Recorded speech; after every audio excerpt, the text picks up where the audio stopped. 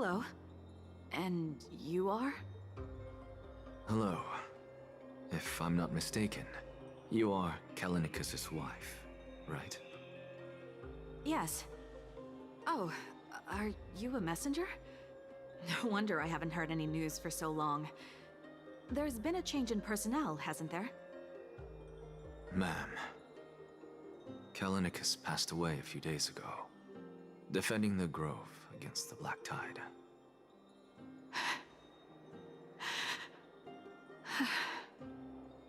So, did he manage to defend the grove? Huh? Yes. He managed to protect Cerces' core flame, at the cost of his life. I see.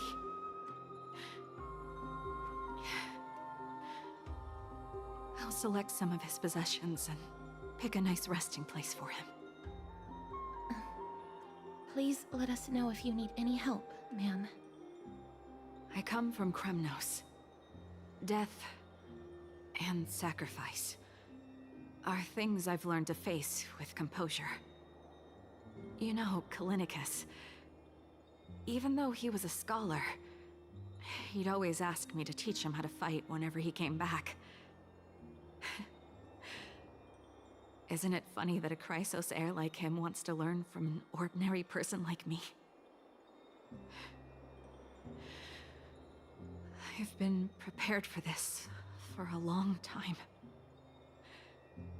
In times like these, any ordinary goodbye might just turn out to be a final farewell. I'm really sorry. There's nothing to be sorry for. I was once a warrior, and I'll find my way back to the battlefield someday. With the coming coronation of the new king of Kremnos, I'll take up my lance against the creatures of the Black Tide, and seek vengeance for my husband.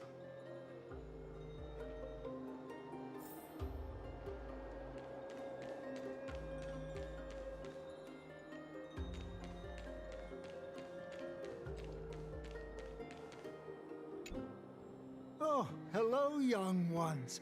Is there anything I can help you with? Are you the father of Cynane and Artakama? Ah, yes. Did my daughters cause trouble at school again? Alas, forgive this old brain of mine. Both of my daughters graduated long ago, and they are now scholars at the Grove. As I get older, memories from years past tend to blend together. What's the matter, young one? Why so quiet? Did my daughters really get into some trouble? If they refuse to apologize, just let me know. Their old dad can still talk some sense into them. What should we do? I really can't tell him. Mr. Fabio, the Black Tide took Cynane and Artakama. What? They fought until their last breath against the Black Tide to defend the Grove.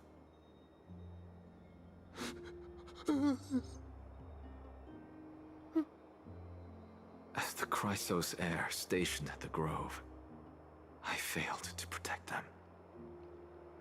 Mr. Fabio, if you're upset... Don't put it that way. Even if my Artakama wasn't one of the Chrysos heirs mentioned in the prophecy,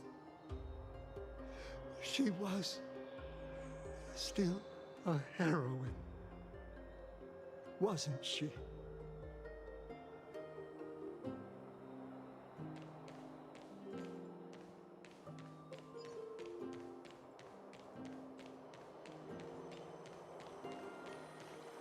What's Dad talking about? What's wrong? I'm busy. There's a lot going on in the city, and I've got my hands full. Mr. We're sorry to bother you, but... No, wait, Lady Castorice, did Lady Aglaea send you because of some mistake I made at work? Keep your cool, Titus. I'm Anaxagoras from the Grove of Epiphany, and a colleague of your father, old Titus. A few days ago, your father passed away. Wait, what? My old man died?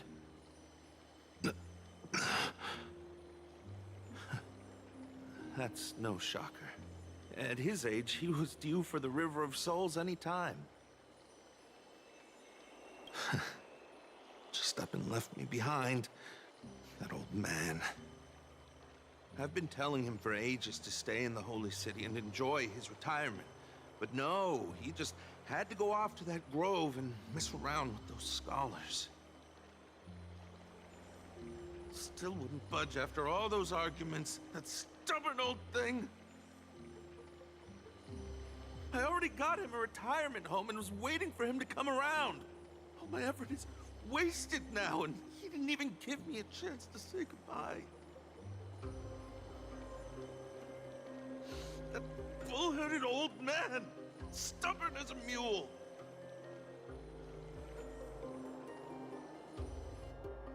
That is it. That's all the colleagues' families that I remember. Good work, Miss. And Professor Anaxa. Let's go. Take me to see Aglaea. All right. I'll lead the way.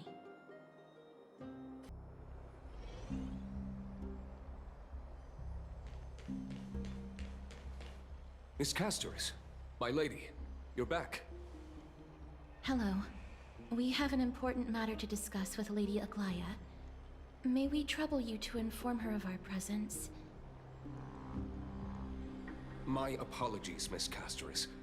Lady Aglaea has just informed me that she has no time to receive anyone at the moment. That's just great.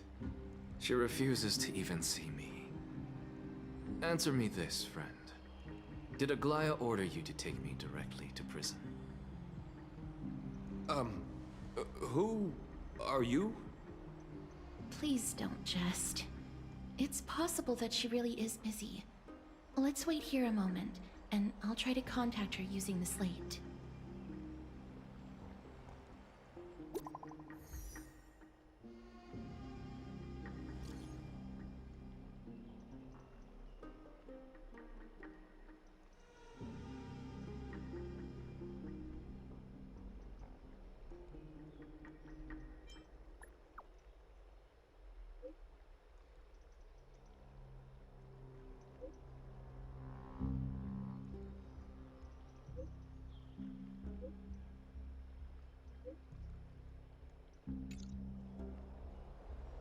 It's fortunate we don't have to confront that woman while I'm hauling around this sick body. Castorice, and this friend I haven't gotten the chance to know, I'll take my leave for today. That Titan made a myriad of adjustments on their own. My head still aches from that. I don't want to stay a second longer in this noisy city if I can. Please be careful. Akama isn't the Grove. This place... is covered by her golden threads. I know. That woman is extremely confident I won't escape her grasp. Don't worry. As I said before, I'll mind my behavior. Miss, so many unexpected things happened on our journey to the Grove. We truly had no intention of putting you in danger, let alone face the Black Tide head-on. The Black Tide is not just an enemy of Akama, but all of Amphoreous. Even back when the forces of strife coveted the Holy City, their warriors still undeniably halted the Black Tide outside Castrum Kremnos. Nigador's core flame now sits vacant, and the Black Tide has returned. The Grove is an academic city with the best understanding of the Black Tide. It shouldn't have fallen so easily. And yet, it was taken overnight, leaving the city in blood and tears, haunted by the spirits of departed heroes. The trial of strife is imminent. I pray Mydei will be able to steel his resolve soon. Lady Tribbie once traveled across thousands of cities in Amphoreous to repel the Black Tide. But even they have no recollection of this powerful enemy in all their journeys. Perhaps the fall of strife has triggered even more terrifying events in unseen places. As for me, I detected a strong stench of death from that entity. But it wasn't because it had a connection with Thanatos. I'm afraid it's purely because it has sent countless others to their deaths. Speaking of Thanatos, Miss, there is something else I wish to verify with you. You must have an idea of the curse I bear by now. I was born as the shadow of death, a poison shunned by all living beings. Yet when you caught me in the grove, I'm curious why you weren't affected by my power, Miss.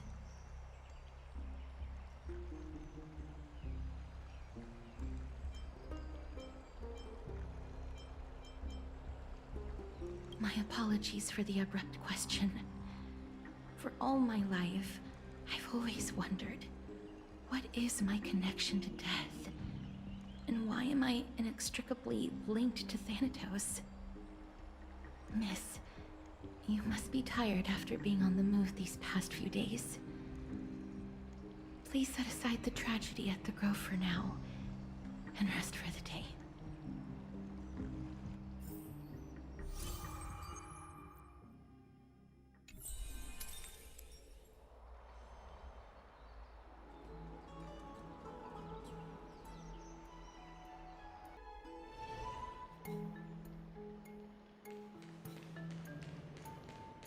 I'd love to go in and take a look.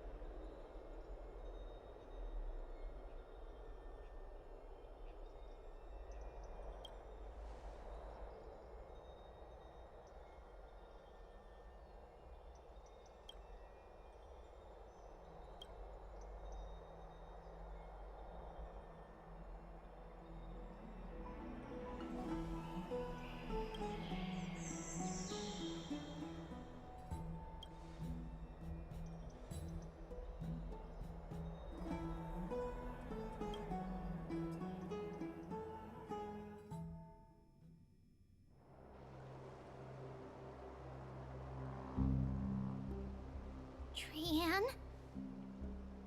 What's wrong? Is there trouble at the Grove? Yes, I sensed something. It was fleeting, but very strong. It feels like they're in some big trouble. Trianne used the Sentry Gate again. Can you see what's actually happening? No, it's fuzzy like always, but the enemy's aura has disappeared. Maybe they've moved to a safe place?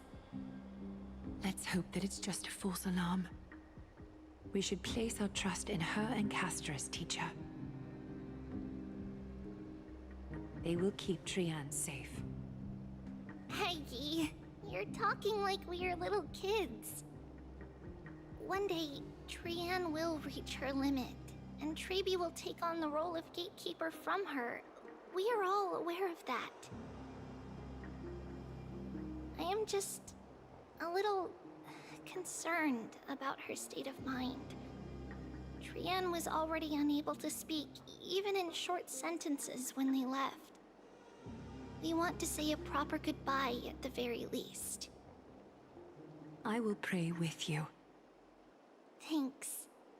And Aggie, it looks like we will need you to come with us to the baths this time to unwind. It feels like neither of us have laughed for a long while. It's time to head out with the west wind! All right.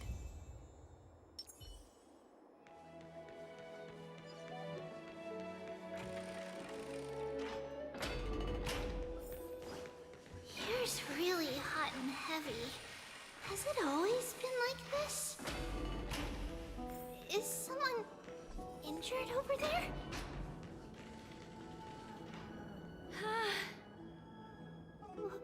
What happened here?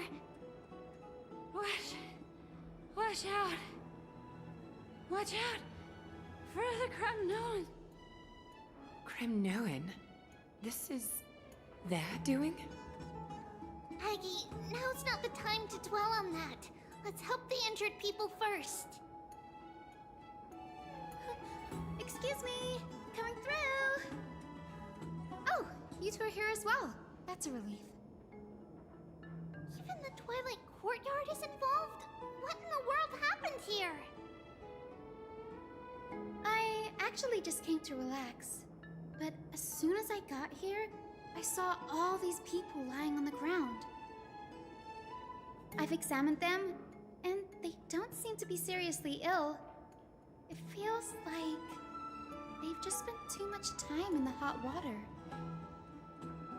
Multiple individuals fainting simultaneously from the hot pool steam?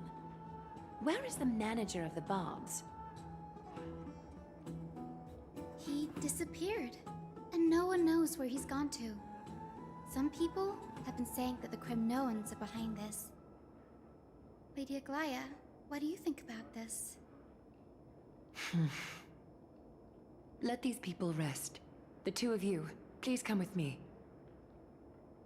Have you thought of something, Aggie? Yes. While their intentions elude me, it's time to bring this farce to a close. This is really bad.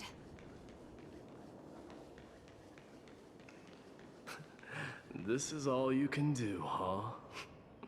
Pitiable deliverer.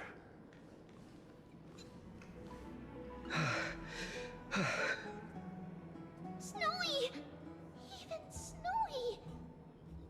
The culprit is Mydei. Oh. P, what did you do to everybody? It's just another duel where I claimed victory. Duel? As I expected. On the surface, these two are the mightiest warriors in the Holy City, but they're still impulsive youths at heart. Speak up, Mydei. Tell us exactly what kind of foolishness you and Phainon indulged in this time.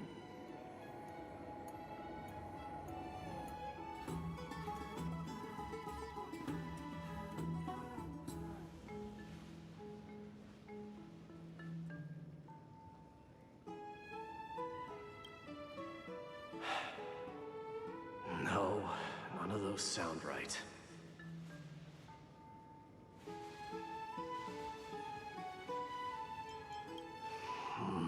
Forget it. Am I seeing things? Is the magnificent deliverer finally deigning to step outside?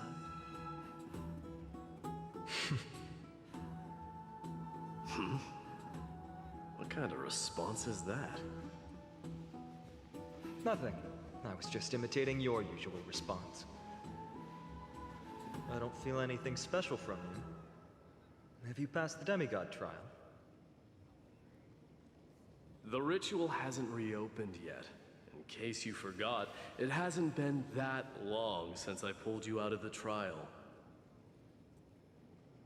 I didn't forget. Then, you're welcome.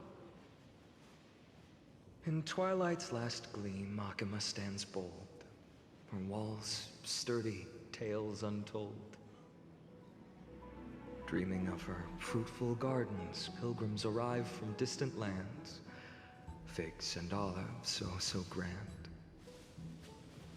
Yet little do they know that they will step into flames, fuel to the fire, a burning brand. What are you playing at this time? I just felt like reciting a few lines of poetry. Surely the Crown Prince of Kremnos knows how to appreciate poetry, right? Kremnoans steer clear of such weak literature. But my library doesn't lack collections of this kind. These lines express the poet's yearning for their home, just as Akama is distant from many people's homes. I know how to interpret poetry, Hyikis. There's no point in pretending to be profound, my friend. Thank you for helping me out when I was in a tight spot, but it seems to me that you aren't prepared for the trial either. Don't compare your situation with mine. My people are still relying on me. I can't ascend to godhood on my own without first resolving their issues. So, are you suggesting that you, the mighty Mydemos, and the heir to the throne of Kremnos, wish to defy tradition that has endured among your people for millennia?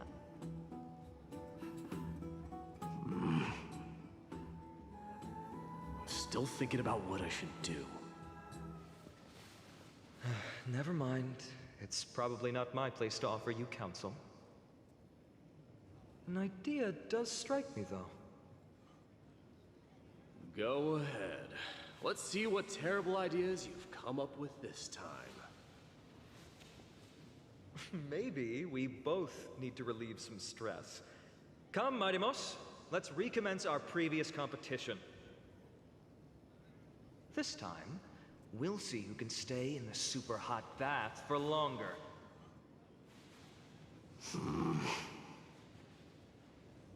What? Are you chickening out? The phrase chickening out does not exist in the Kremnoan language. I just find this situation absurd, that's all. All-knowing historian, are you not aware that we Kremnoans use boiling water from sword forging for our baths? Looks like I'll have to teach you some royal etiquette today. And thus, an unprecedented sauna battle commences! With unparalleled resolve, the two warriors' determination even alters the very hue of the steam. Flames intertwine with scalding vapor, reaching toward the heavens, shrouding the sky and the sun. The spectacle is so magnificent that none dare gaze upon it directly. Since we can't see what's happening in the competition, why don't I regale you with a tale of kings to pass the time?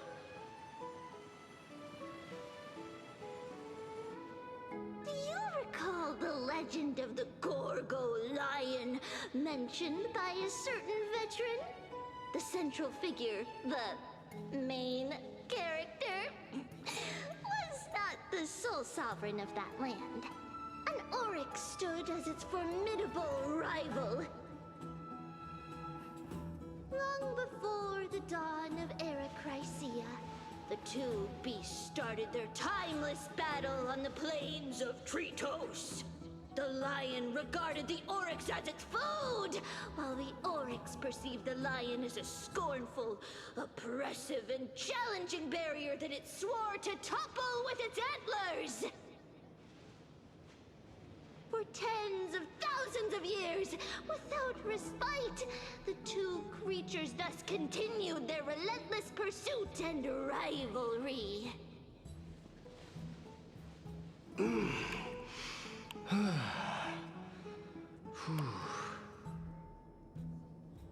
It fixated on its rival's fleeing form in the chase.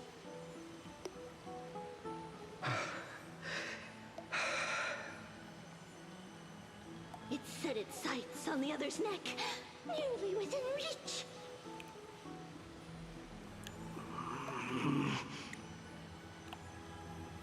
It was stuck in a corner.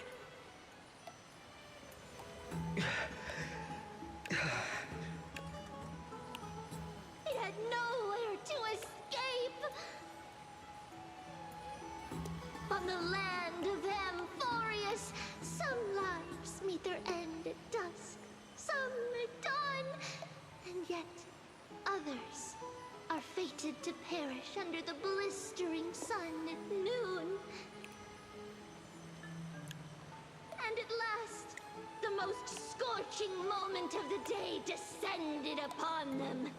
The formidable hand of fate heeded their call and arrived! My lords, would you like me to reduce the temperature a little?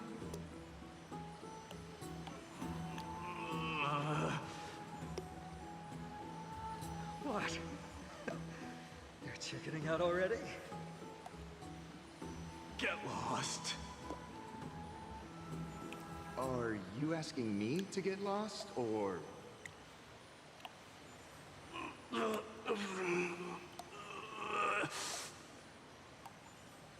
Do whatever you want. Oh, please forgive my presumptuousness, my lords.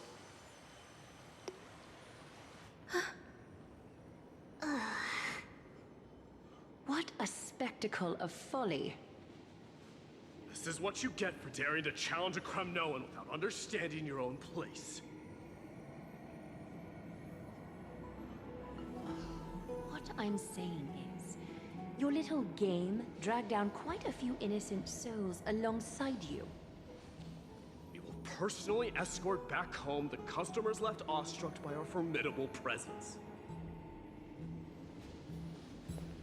This isn't fair. You're wearing way less than I am.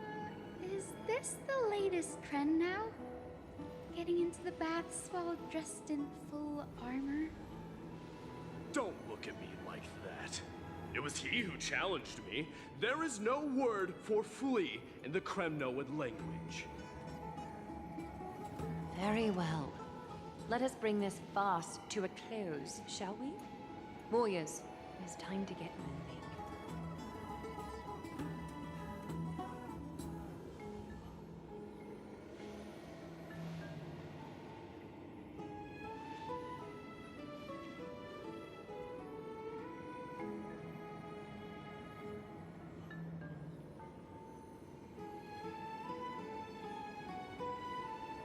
Alas, the flame chase journey is destined to be a lengthy one, replete with obstacles. But thanks to those two, all the gloom has vanished into thin air. Oh, we just had quite the commotion. It's not every day we find the Marmoreal Palace this serene. Shall we continue with our previous plans? Hyacinth, would you care to join us? Such an empty bath is indeed a rare sight. I was looking forward to unwinding after work. I'd be delighted to accept your invitation, Lady Tribbie. How about we go to the biggest bath? Let me check. The water temperature feels just perfect.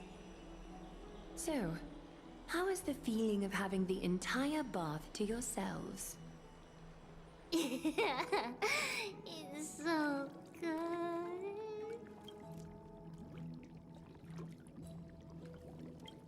But, Lady Tribbie, aren't you going to soak in the bath with us?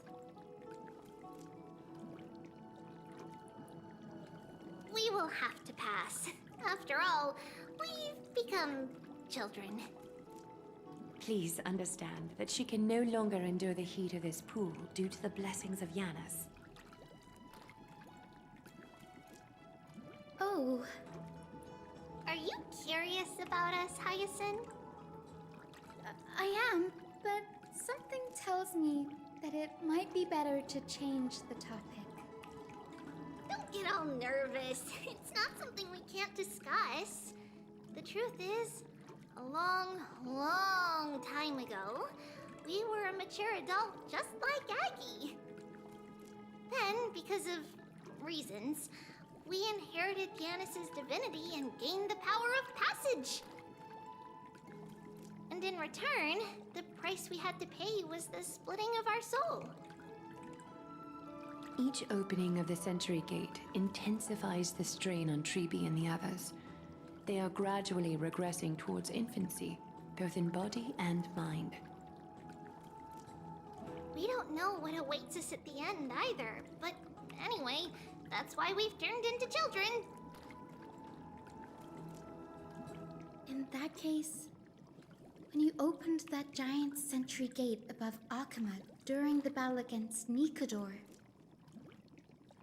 Well, there's no way around it. We all know that the flame chase journey won't be a smooth ride.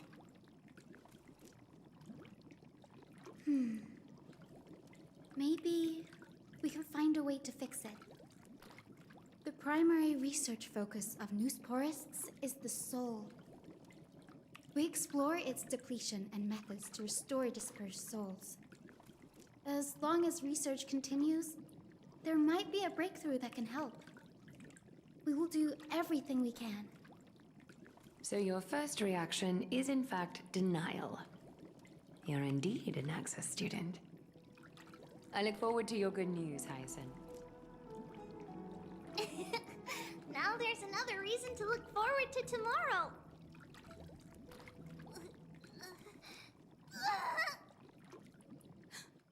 Lady Tribbie, what's wrong? Something's off.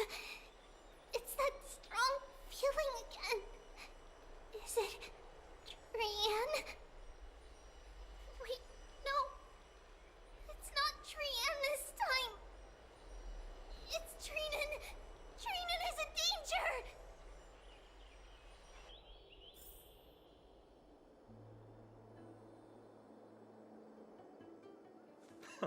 I win this round of escorting the bathers home.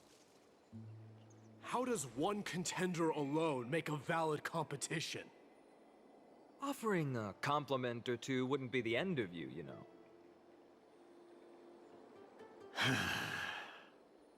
Haikas.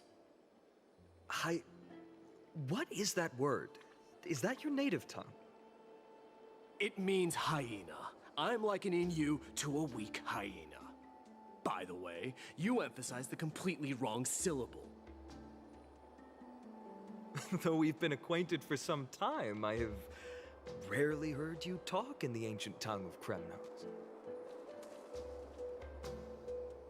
It's because I'm not exactly a master at it either. I can listen and read just fine, but when it comes to writing... You can write?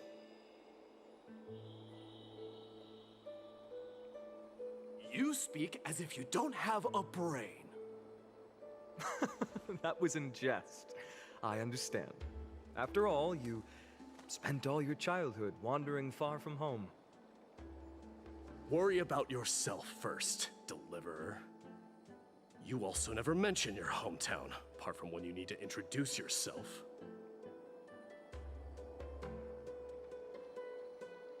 Well, it's because there isn't much to say. Ides Elysiae is simply a tiny village that disappeared many years ago in the flames of war. The only times I get to see it are in my dreams, and in the trial from the Lance of Fury. I knew it. Yes, I saw it all. Ides Elysiae ablaze with everyone. My family, friends, and my kin, lying in a sea of flames. A blood-red half-sun hung in the sky, just like on that day. And before my eyes, that murderer killed Cyrene. But I saw its form this time. A black cloak, an eerie mask, and a broken giant sword that carried an ominous aura. I fought it in the trial.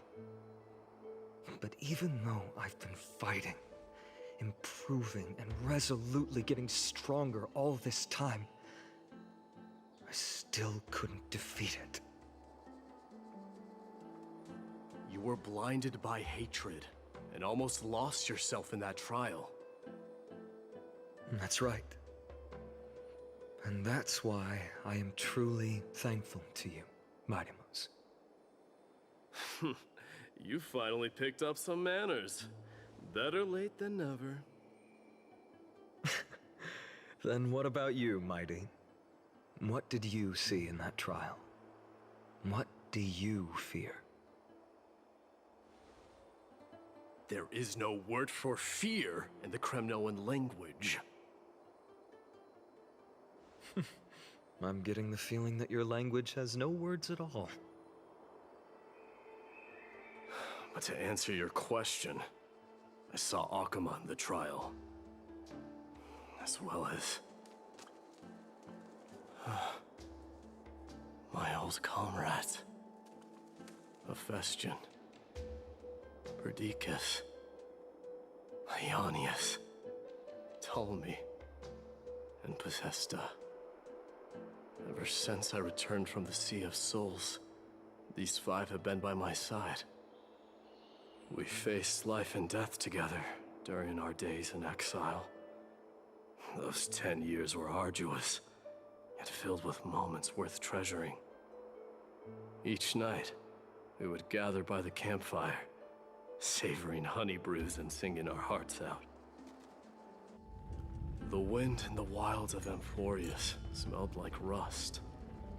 Hephaestion would always tease me about adding goat milk to the honey brew, claiming I ruined the blood-red color of the drink.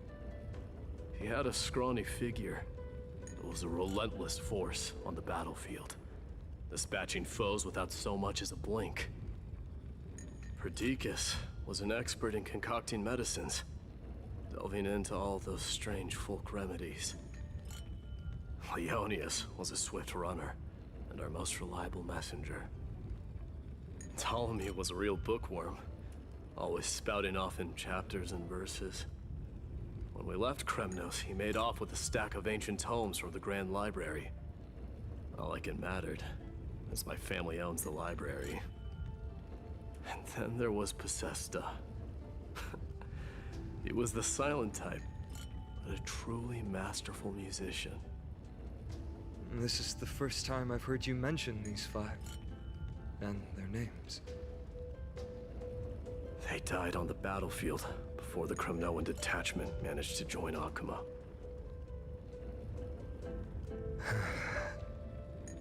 Perdiccas was the first to go.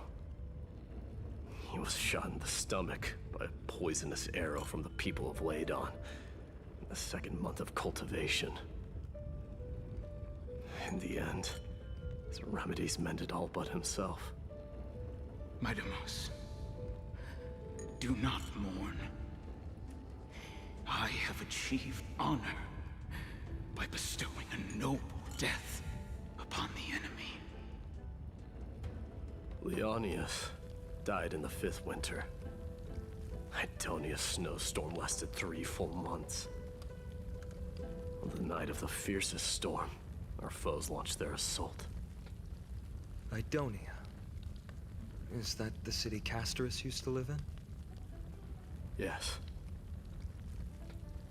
Those zealots were as fearless as Kremnoans in the face of death, but they lacked respect for honor. They cornered us in a bottomless swamp. Leonius covered for our retreat. They cut his legs off. He vanished into the mire of a foreign land, his body never to be recovered. This is perfect. Mightymost, I can finally deliver the news of you ascending the throne to the Netherrealm. 20 dusks later, we finally breached the walls of Idonia and entertained the usurper's plea for peace. However, the rebels refused to surrender and set up an ambush within the city. Ptolemy and his cavalry met their end before they could even relish our triumph. Those obelisks that collapsed after being set on fire became their final resting place. Mightymost, please tell my family. It was not cunning schemes that vanquished Ptolemy, but the immense weight of Amphoreous' entire history. Then, it was Pacesta. He lured the enemies into the city of Aenionis with his melodies, buying us invaluable time. Our enemies, consumed by indignation when they discovered the trick, set the entire city and my soldiers on fire. His final words were recorded on a small clay tablet, fractured by the flames. Mightymost, don the crown. And at last, my most trusted friend, Hephaestion. He was supposed to stand by my side through it all. But a sudden relapse of his illness hit him on the eve of my duel against my father. He hid his condition from me. By the time I returned victorious, he had but a breath left in him. A Kremnon, dying on a sickbed. I would be a laughingstock to everyone. Hephaestion, my dear friend. Spare your strength. I'll go get a physician. No need. Even if Perdiccas were here, he couldn't stop destiny from taking me away. No! None can take you away.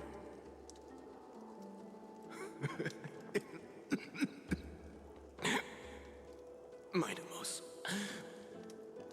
our king, do not shed tears for me. It's not befitting of your status.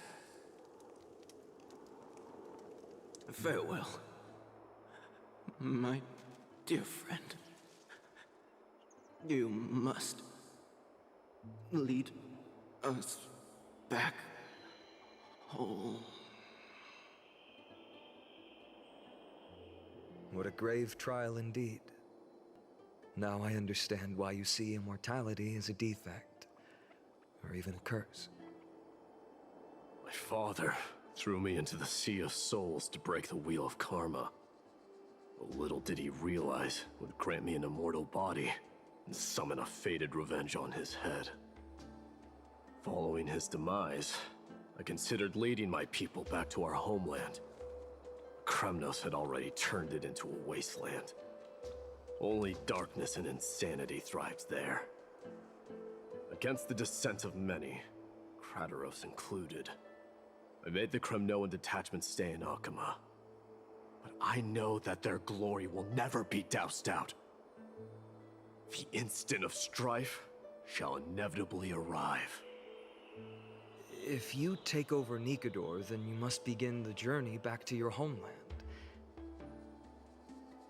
So, you hesitate because you think leaving your people in the Holy City is a better choice?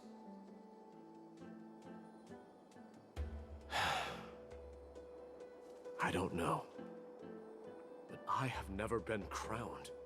And those 5 were never endowed with any titles. None is aware of their glory. Your predicament is truly complicated.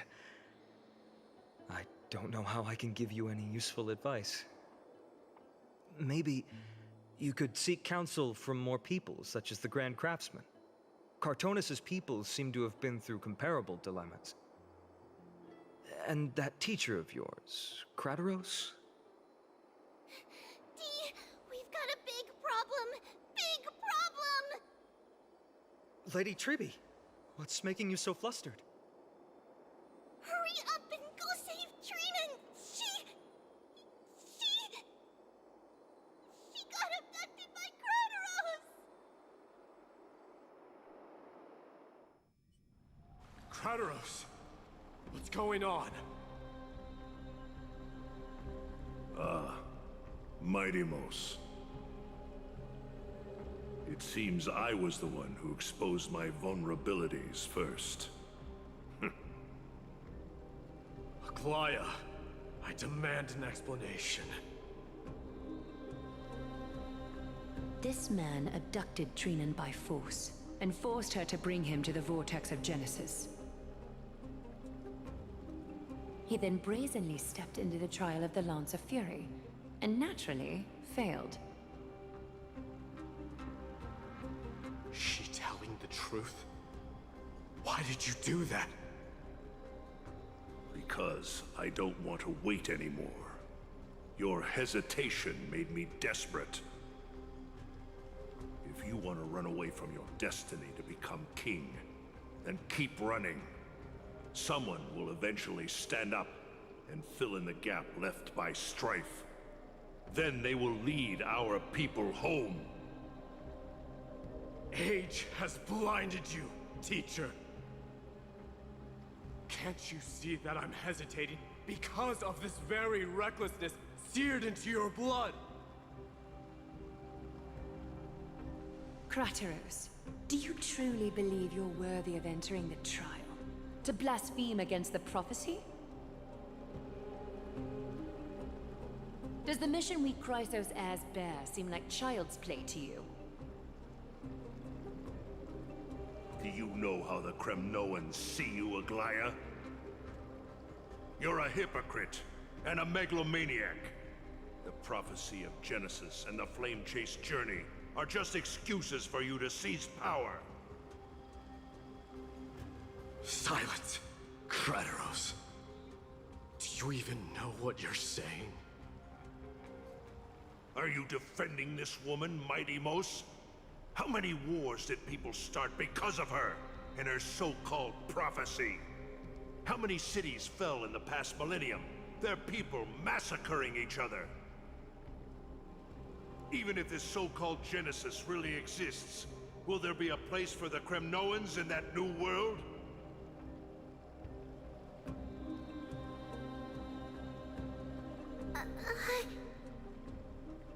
Are you done talking?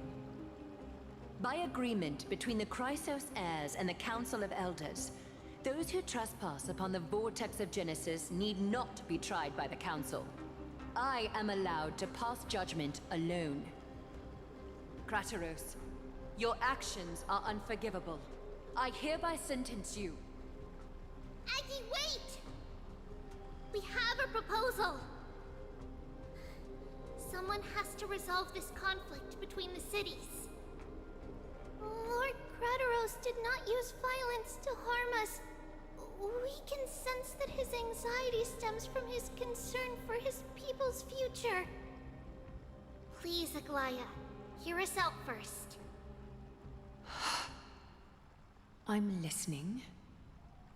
I'm sorry, Lord Krateros. We were so preoccupied with deciphering the fragments of prophecy that we neglected those of you not favored by its message. Your accusations were harsh, but justified. We wish to earn your trust, and those of the Kremnoans. I think the best way to do that is to take you to witness the source of the prophecy for yourself. How are you going to show me something that has no form? You've heard about that Outlander, right? She has somehow made a connection with Oronyx and can completely replicate scenes from the past. We will ask for her aid. Tomorrow, at the Abyss of Fate in the Temple of Yannisopolis, We will show you everything from that distant memory, Krateros. A fair proposal. I accept. Until then, you will be stripped of your freedom. That is my one condition, and I will brook no argument. It is not the first time I've been made someone else's prisoner.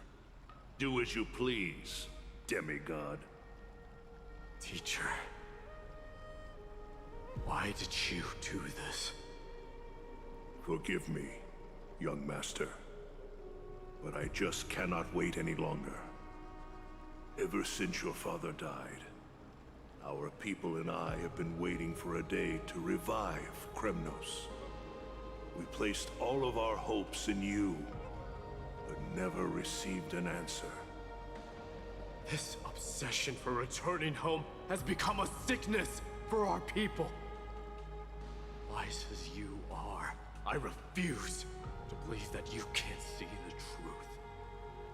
You have a clear head, which is why you're also incomparably alone. A smart person can only choose to tangle himself with the mundane of this world. If you're truly capable of leading our people beyond this blood-stained fate, then prove it to me once more, Mydei. Just as you did back then.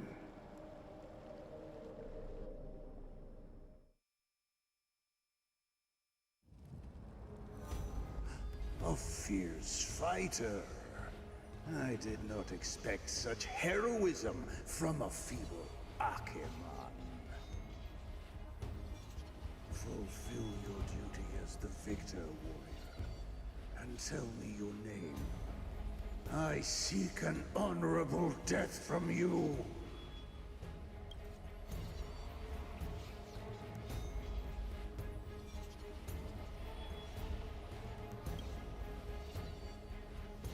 As if you have any honor! Listen closely. I am the leader of the Kremnoan detachment, Mydei.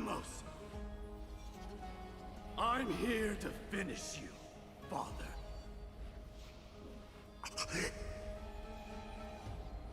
It is you, the beast spurned by all. So you did defy death. The prophecy was true. You will bring an end to my Kremnoan dynasty. Defy? You're wrong. Death fears me. It's the reason I have this body of steel. As for you, you already stand at death's door, father. You were the one who threw me into the Sea of Souls. The one who tried in vain to enslave a Titan. And the one who desecrated the body of a god. Callinicus! You're a weak king. So weak that even the lowliest hyena is a more noble existence than you. And now, fate's reckoning is upon you. Then swing your blade. Take my crown. Coronate yourself with an old king's blood and inherit it all. Become the new rightful king of Kremnos. No. I don't want the crown. Listen. If there's only one end for the kings of Kremnos, then the crown means nothing to me. All I want is your life. To avenge Mother and my comrades. But the walls of Kremnos will not fall with me. Do you truly think you can escape fate's grasp, my son? You and I, we're both the same. We feast on strife and fear. Now, Kill me! The son of Gorgo is destined to be crowned in blood!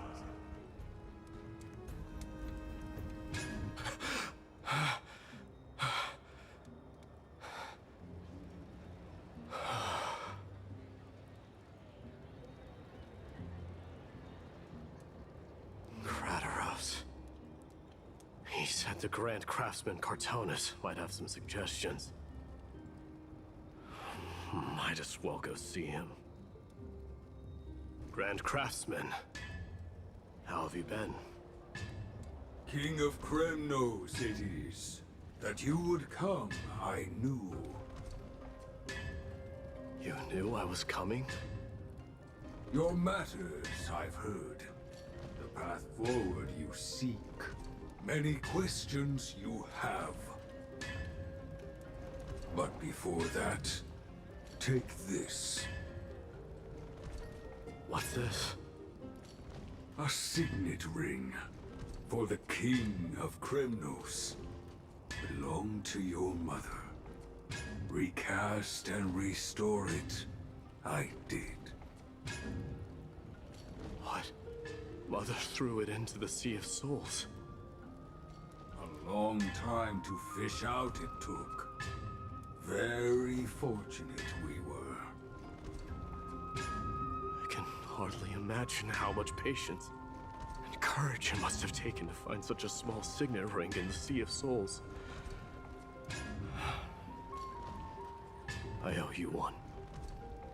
Gratitude there is no need for. Repayment for saving me, this is. Questions you bring with you? Ask now.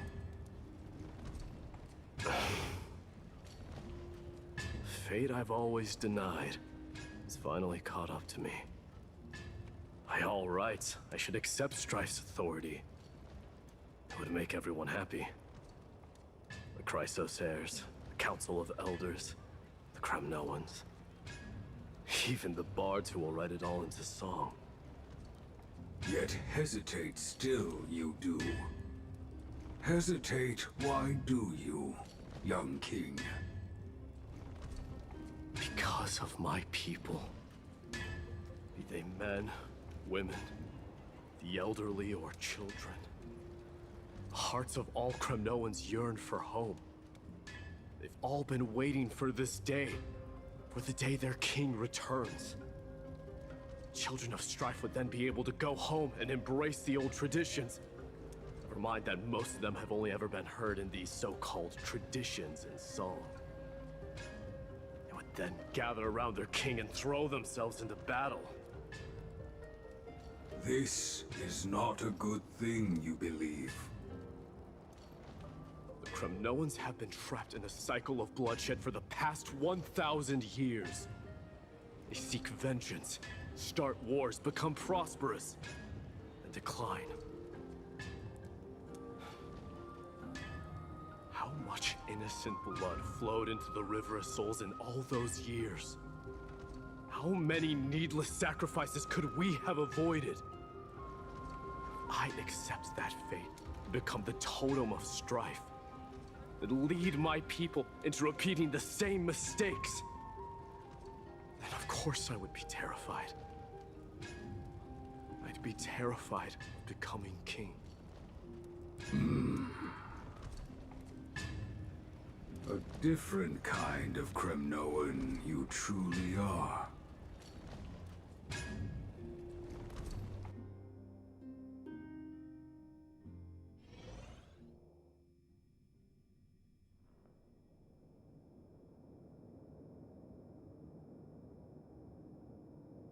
Mama, I had a dream last night. Oh. Now what did you dream about, my darling Tribios?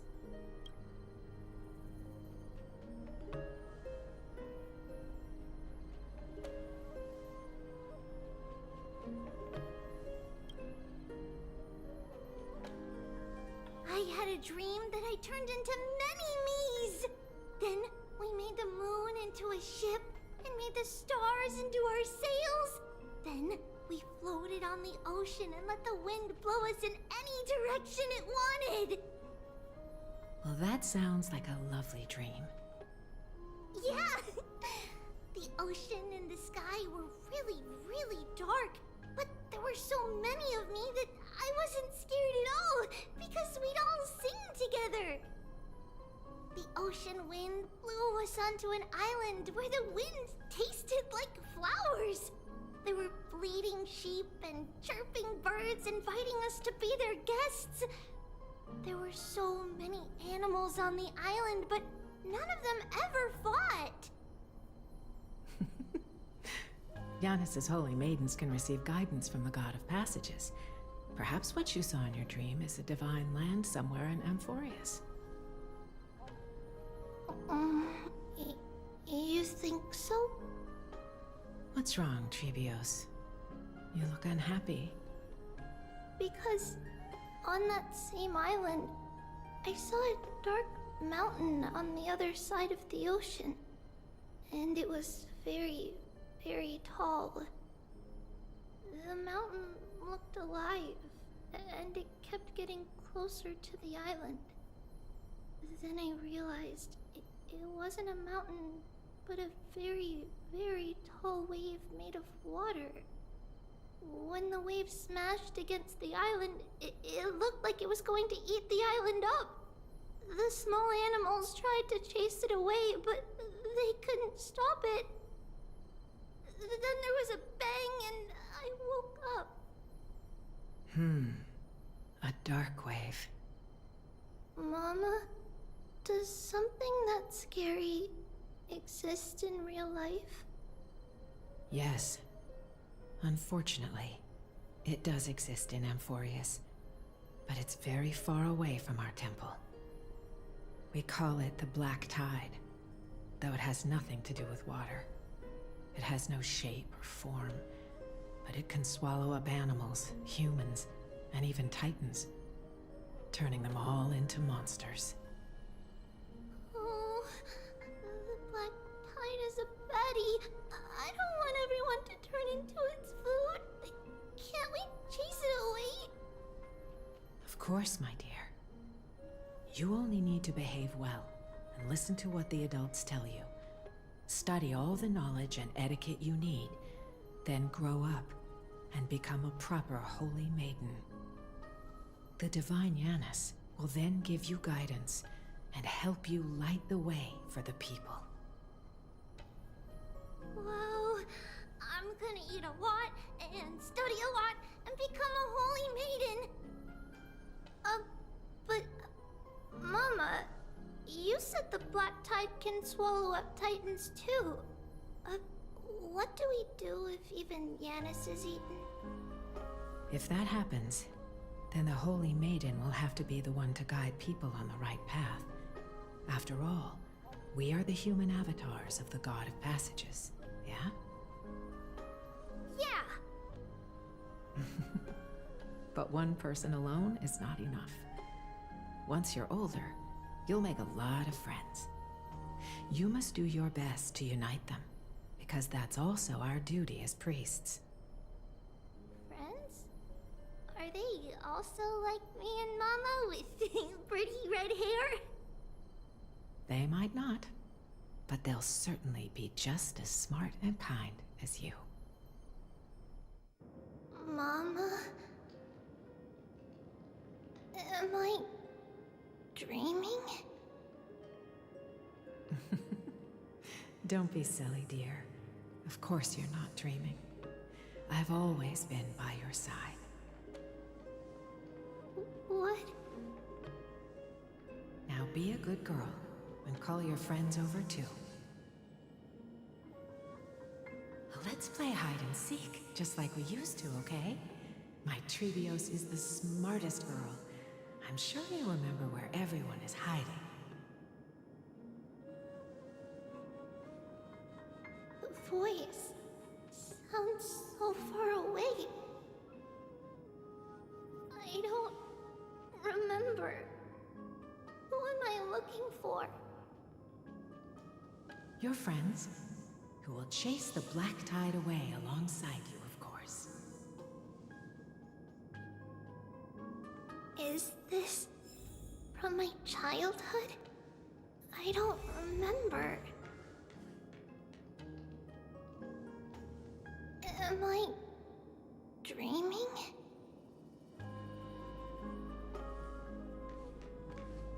Use the spin. There will be an amazing captain on that big ship. She's cheerful, optimistic, bold, and cautious. She'll be able to get everyone together. Wow, that's amazing! Can I be the captain? Of course you can. But you'll find someone else who's better for the job, my dear. I think that person lives in a beautiful temple that sits atop a hillside, covered in golden fig trees. There's a noble girl there who's very smart, but also very delicate. Just like Mama? Perhaps. But before we find the captain, the ship also needs someone who can navigate it. Who could that be? Let me think. I know! She's Tribbie! I named this doll after myself? I don't remember it all. Is this a dream or something that happened in the past?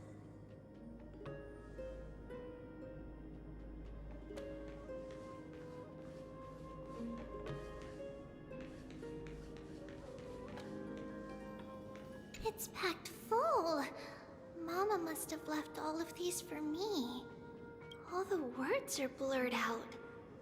Could it be that my memory is fading? Bad chest! You can't lock me away!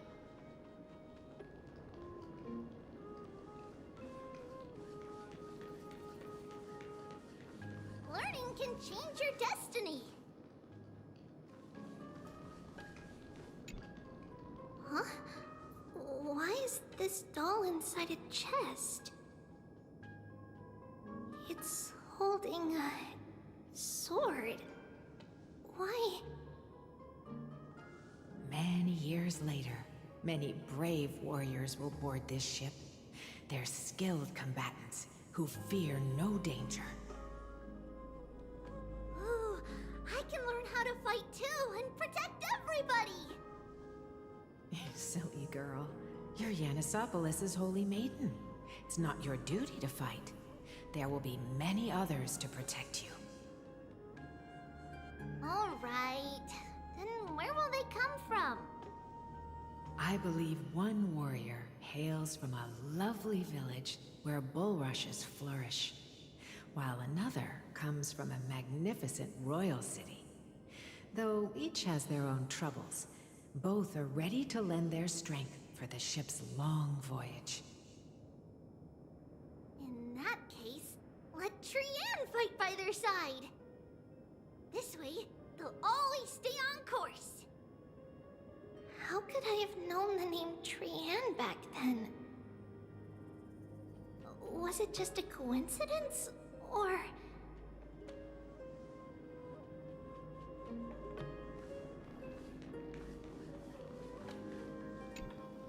When navigating at sea, you need to know both astronomy and geography. Isn't Yanis's knowledge enough? Oh, sweetie. The ocean isn't like the land. It's easy to get lost. That's why it's important to learn to recognize the miracle of Aglaea. Alright! Even though my brain is already super-duper smart, I'll still try my very best! Cerces also favors children who try their best. They will send a wise scholar as everyone's teacher to help you reach your dreams. I want to be a teacher too! Oh, wait. I'm super-duper smart. So I want to be the teacher's teacher! Why not? But if you're going to be a teacher, you might need to tone down that hyper energy of yours. Then Trinnon can do it! She's well-behaved and would make a great teacher. Mama and the others always said that I had a great memory. But now, I can't even tell if this is a memory or a dream. Come, let's line them up.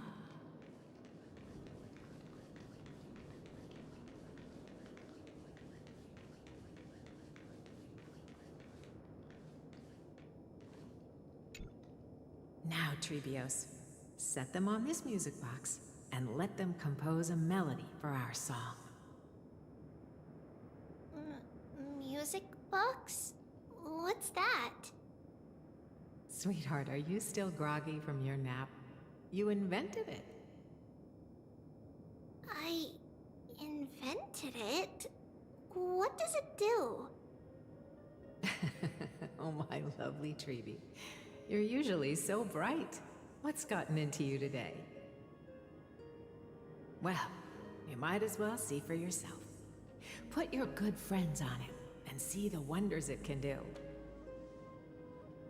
Put the dolls on.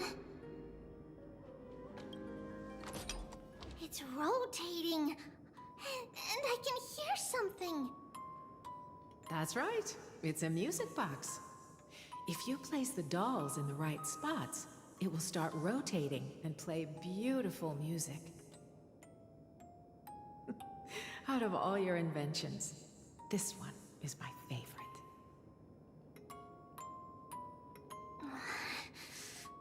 I don't remember. It's all right, my child. I'll sing along to the tune, and it will help jog your memories. Happiness abounded in this lush land by God's chosen. Giants raised their glasses in a toast, beheld by the 12 constellations. 3 carved the heavens and the earth. 3 wove the threads of fate. 3 molded life with their hands, and 3 guided calamity's gate. They declared the world too unstirring, hence wished endless laughter upon the living. Thus you and I were created, with words and song to weave, and love and intimacy to give.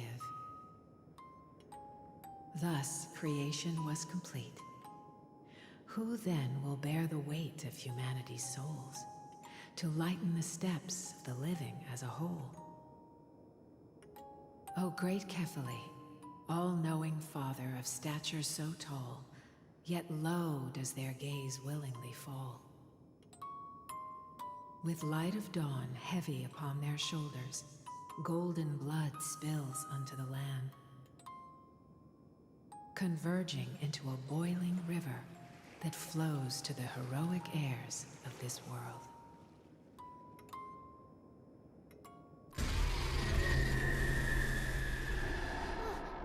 What's going on? Oh yes, please lend me your ears. In the black mist, as death and fate draw close, on the bloodied earth, the living and dead, but ghosts. What is this world? It mirrors your maze-like fate. What is this world? A silent lament without a trace. What is the past? Wandering ghosts that linger. What is the future? Souls scattered by fate's finger. What is the start? A voyage born in solitude. What is the end? A spirit, lonely and subdued. Lonely and subdued. And subdued. And subdued. Subdued. Subdued. Subdued. Subdued. Subdued.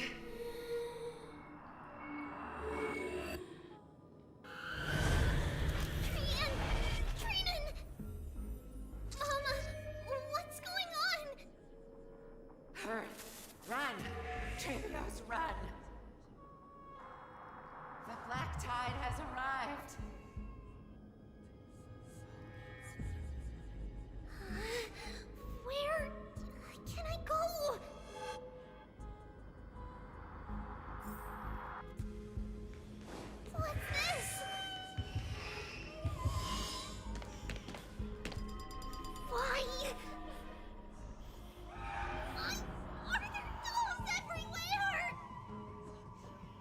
the sacrifice of a holy maiden.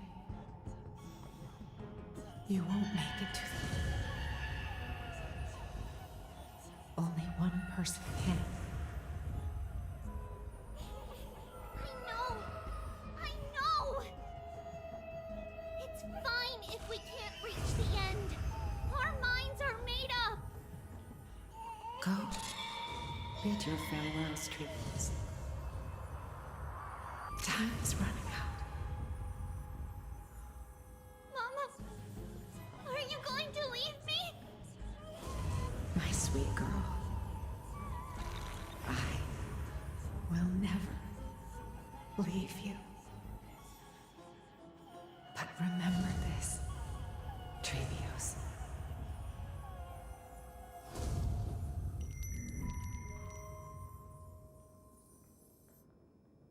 All shall bid farewell to one, and that person alone will witness the miracle. Since your mind is made up, then traverse the black tide and dispel the fog for Amphoreous. I shall see you tomorrow, my dearest Tribios.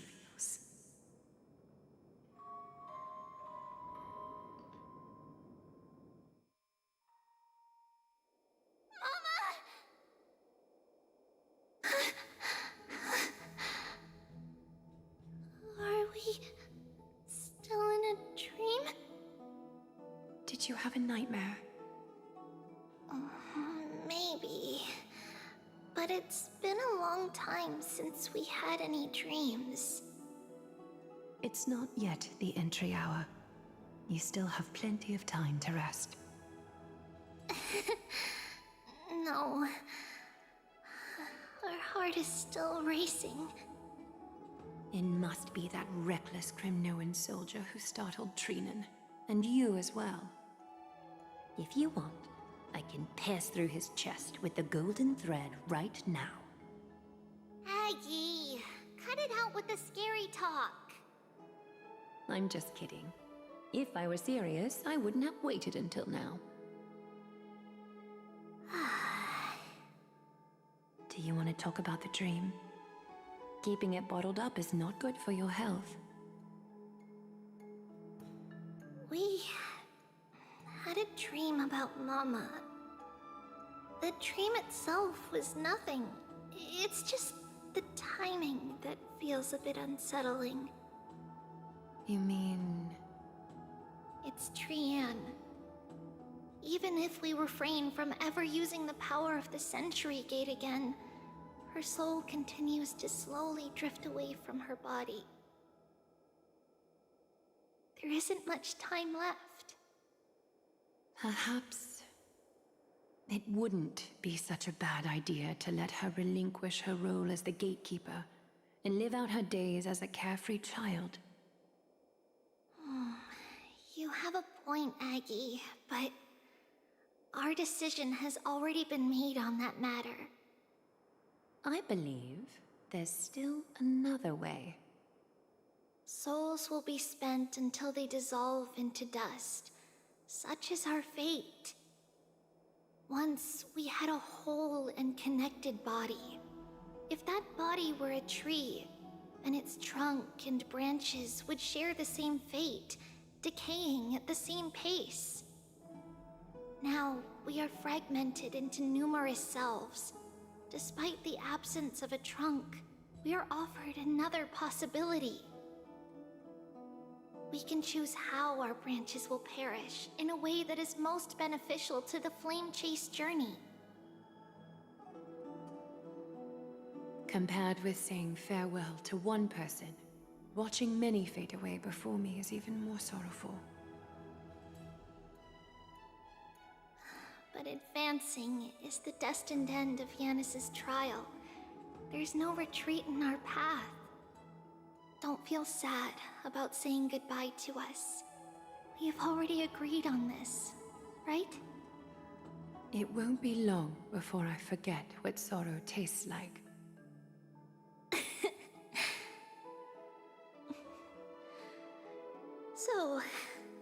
would you like for breakfast, Aggie? What? Where did that come from? After all this talking, we're feeling a bit hungry.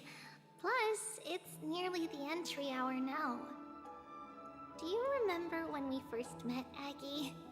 You were still a little one, and we caught you secretly eating oatmeal late at night. While my emotions might be fading, those memories are still as vivid as ever, teacher. Please, let me do it. What would you like to eat? It's fine! Leave it to us. You should rest for now. It won't take long, and we'll call you when it's done. In that case, thank you. Then, see you tomorrow, Aggie.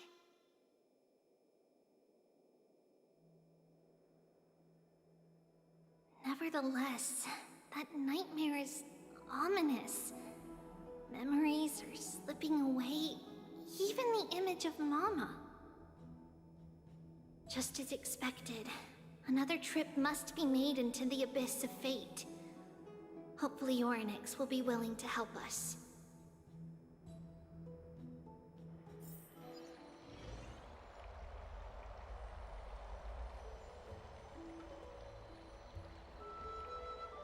Long time no see, Professor Anaxa.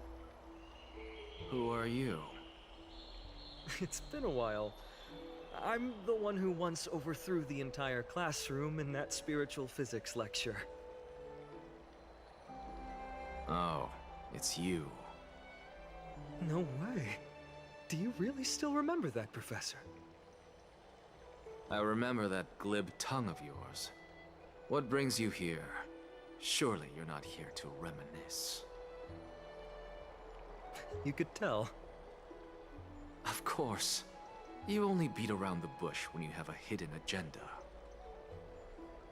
That's not true. I'm here to seek enlightenment, as always. Could you please teach me everything you know about the black-robed swordmaster?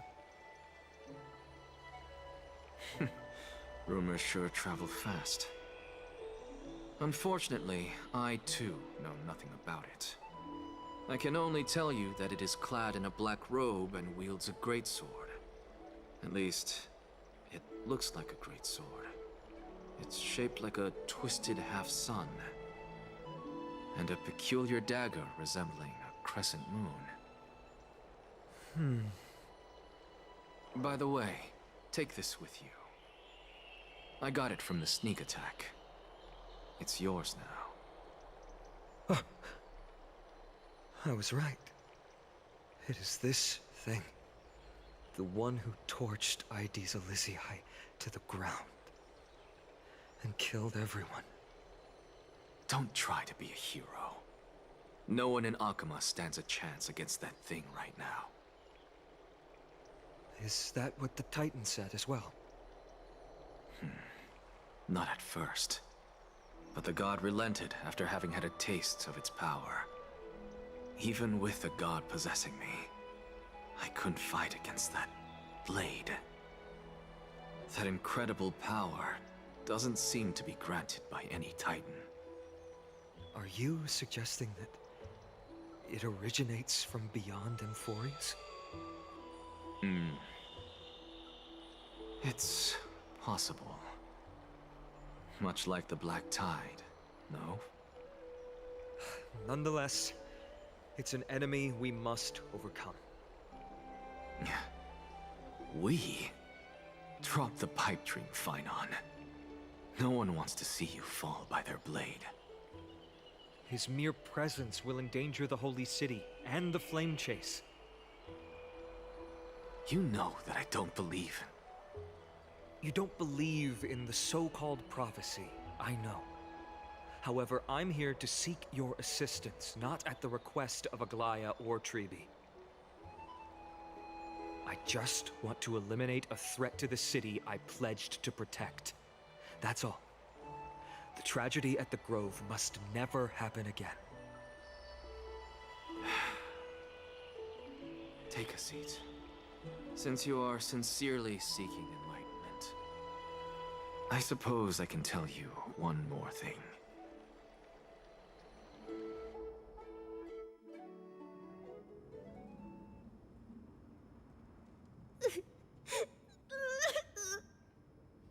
What's wrong, Trianne? Nothing. Just remembering what happened at the grove. Monster in the black cloak. So scary. Everyone in danger. Nightmare. I can't forget. Don't be scared. There are no bad guys here. Didn't you save everyone with the Century Gate, Trianne? Trianne threw it away. Far, far away. It's never coming back. We got back safe from the grove because of you, Trianne.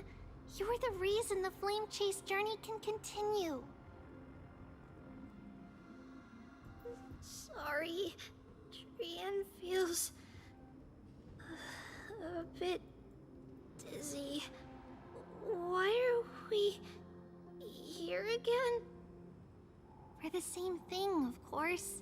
Remember? Tomorrow we will reveal the prophecies past to everyone. But first, we need to restore the memories that have been blurred by the fragmentation. We hope to present the full truth to everyone without hiding anything. Since Yanis caused the fragmentation, we can only turn to another Titan, Oronyx, for help. Also, remember to get breakfast ready for Aggie before the lucid hour tomorrow. Oh, yes! Trianne remembers now! Oh, on that note, we had better prepare some saffron before we meet with the Titan. Saffron? Huh, it's an essential offering for rituals in the Temple of the Three Fates. You think we shouldn't go to Oronyx empty-handed? Yes, it's also a symbol of Yanisopolis. If we are to replicate memories, we need to use something that has experienced those days. And when we first met Aggie, we added that to the porridge we made for her, and she really loved it. I see! It's like killing 3 birds with 1 stone! But it all depends on whether Oronyx is willing to help us. This could be a problem. After all, it was us who took the core flame from Yanis, from Oronyx's kin. We will have to give it a try. If there's truly no other way... In our current state, we probably can't do anything to them. We'll cross that bridge when we get there. Leave it to Trianne. Trianne knows how to play cute. In any case, let's look for Saffron first. I hope there's still some left in the temple, untouched by Nikador's soldiers. I remember that aged saffron is preserved in sealed jars. Let's be on the lookout as we go.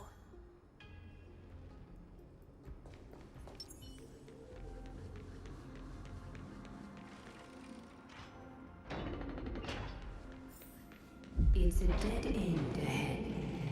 Turn back, teacher. What? Aggie? No, it's an illusion.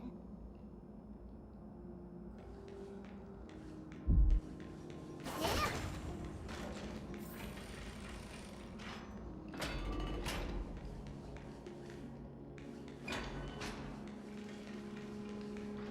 Wow, this room is huge. Trinnon, did you? Yeah, I saw it.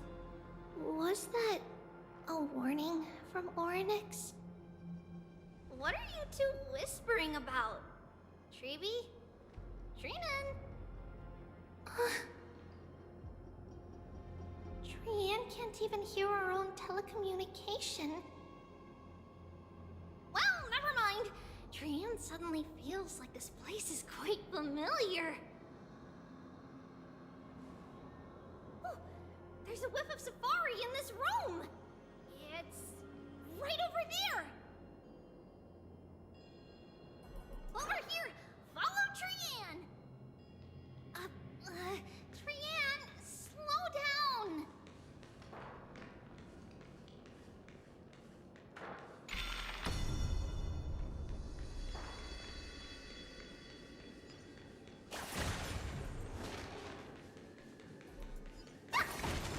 Even if separation is our fate, a futile death is not the solution.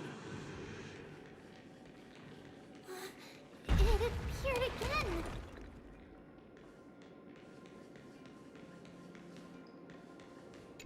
Right here! I summon thee, Oronyx! Stir up ripples of past reverie! Something's appeared! Wait, we should read it first.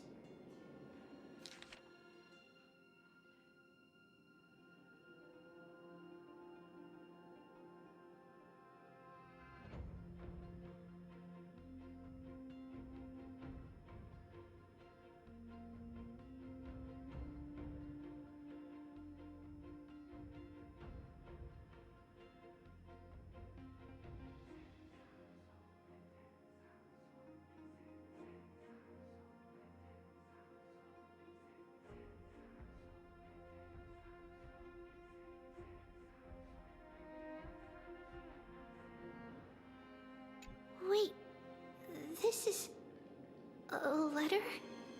It mentions something about Saffron and Tribios? Isn't that name... Never mind that for now. Why is this letter here? And how did Trianne sense it? Could it be our lost memories? Is it possible that we were already noticed by Oronyx and entered their trial? But why haven't they said a word?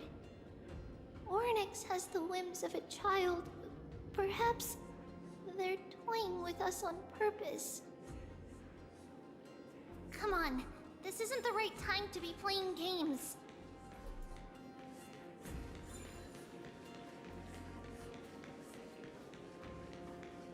Separation and death are two sides of the same coin. Reconciliation doesn't come easily for a mortal. Are these visions also fragments of the past?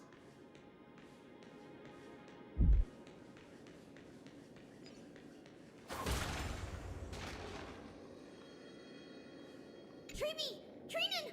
Look what I found! Is this the safari? Coming! We'll take a look. But Trianne, there's nothing in here. What? It was right in the stolium. Huh? There's really nothing here. That can't be! I swear I saw it! I swear! Trianne is telling the truth. It was right there! Where did it go? Trinnon, Tribbie, why aren't you saying anything? Trianne can't seem to hear you at all. We were just lost in our thoughts. Don't worry, Trianne. What you saw was likely, Yanna's hair. We must have startled it away. Okay. Could Oronyx be trying to make us falter? But why would they do that? Something feels off.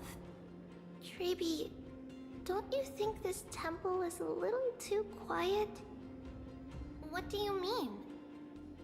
It might just be an illusion, but Trinnon wonders, is Oronyx really putting us through a trial?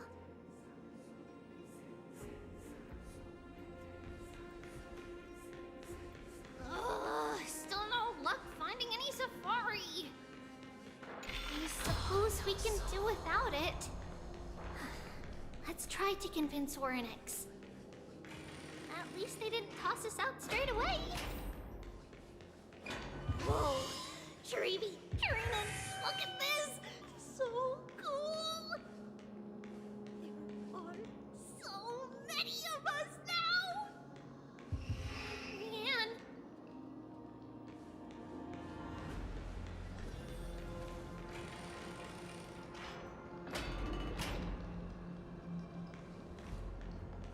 It's really quiet in here.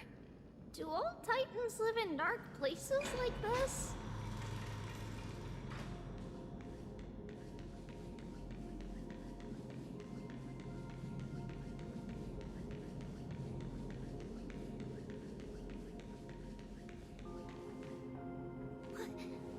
What's going on? Oronyx disappeared?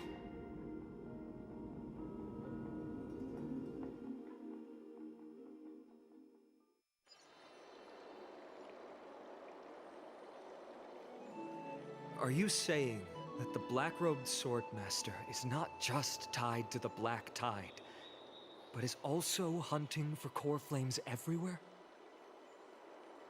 This is the most plausible possibility. First, it has a vessel that can hold core flames. Second, I'm one of its targets. Let's start with the first premise. Its peculiar ceremonial blade can interact with a core flame, as evidenced by the pull I felt when it stabbed into my chest.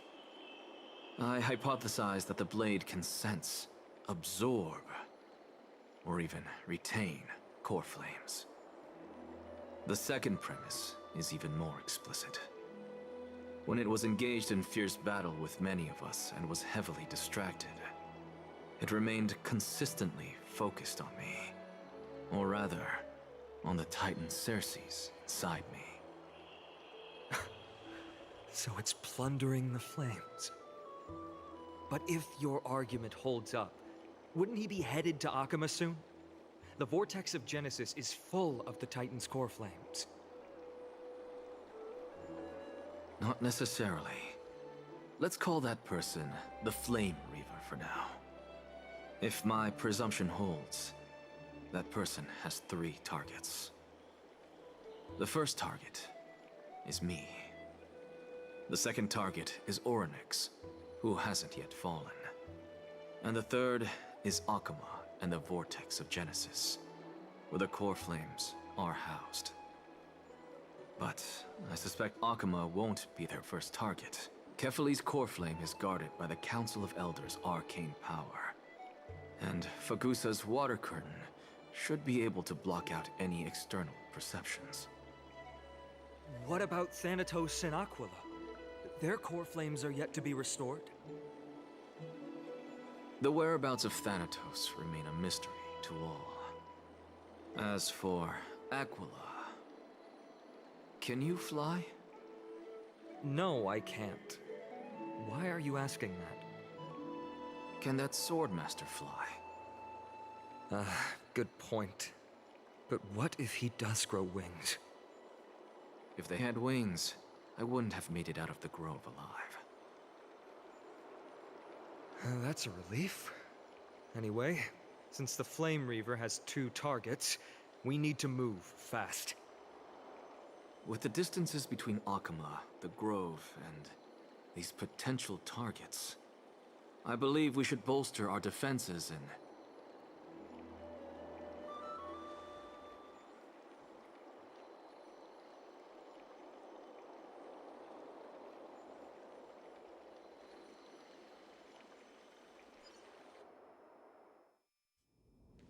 Oronyx! Are you in here? No response at all. Did they foresee that we were coming in tied in the fog, or...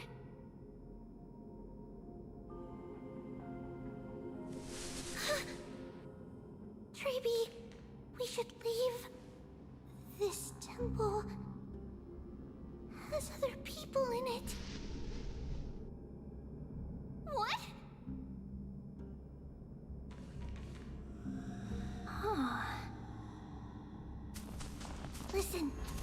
footsteps. Fast ones. 3 or 4 people coming this way. Come on, we need to hide. Whoever they are, we can't let them see us. Tribbie, Trinnon, come check this out. What's this?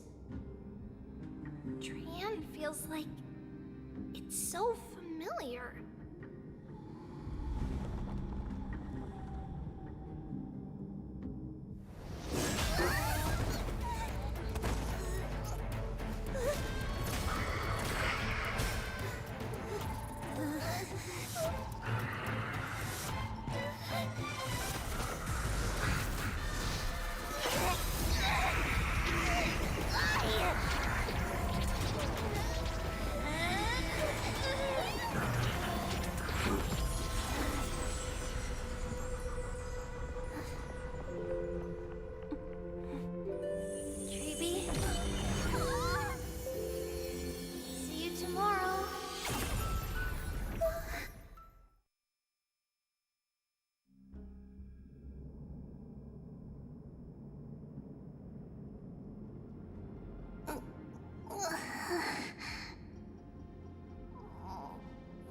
Where am I? Little gray, snowy, and wait, where's Trianne? Is she back?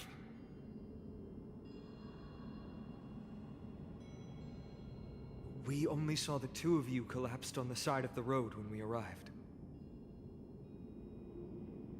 Danny and I looked around, but we couldn't find any traces of Lady Trianne.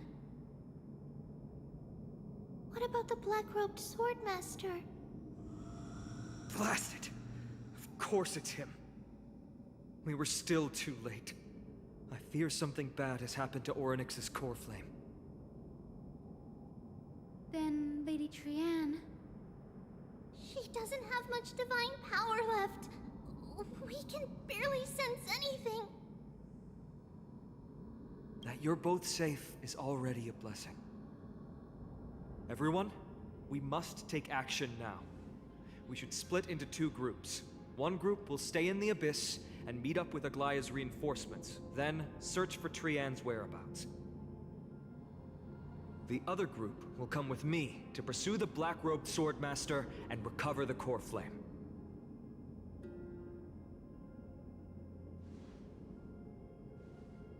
I didn't get to tell you this before, but Anaxa and I already have our misgivings about the Black Tide, so we've made preparations.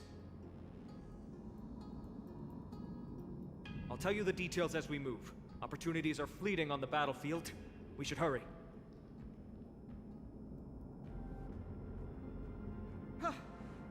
Lord Phainon! Lady Tribbie and Lady Trinnon. I'm glad you're all right. Did Aglaea's people get here?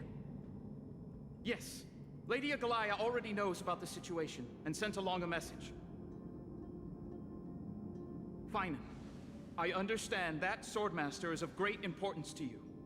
But if you charge in without a plan, I fear that you won't be the only one who dies in vain. I understand. Hatred is a hero's deadliest poison. I have no intention of fighting alone. If that Swordmaster really is related to the Black Tide, the Chrysos heirs must not take them lightly. I have indeed planned to return to the Holy City and discuss the strategy with Aglaea. We'll need all the help we can get for this encirclement.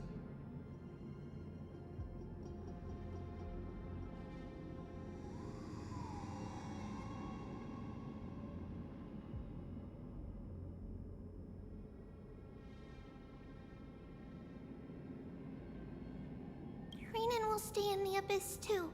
That way, both sides can communicate with each other if anything happens.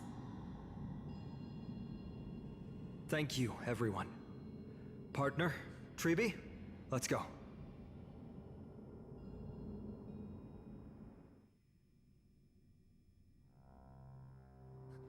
We're back, Aglaea. You should have come to me first, Phainon. Aggie, there's no need to scold Snowy. Akama is currently in grave danger. I know. It's beyond my imagination that the only two titans humankind can still rely on fell in such quick succession. I've never seen the golden thread pulled this taut, as if it could snap at any moment.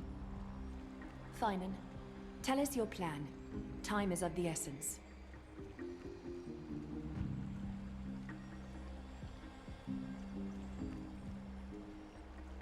This being is not just hunting titans, but taking the core flames too? Yes, just like the Flame Chase journey is doing. Professor Anaxa thinks the Flame Reaver's arrival is likely a sign the Black Tide has spread further. Regardless of whether you're right, this being is still far more aggressive than we expected.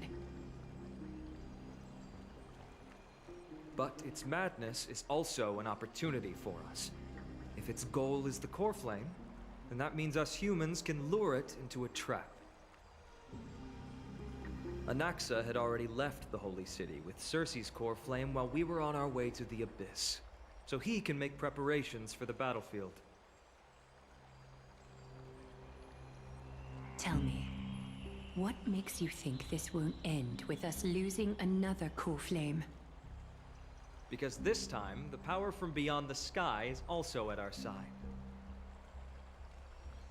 She is the key. We need your other companion, too. Ma'am, do you mean me? I see.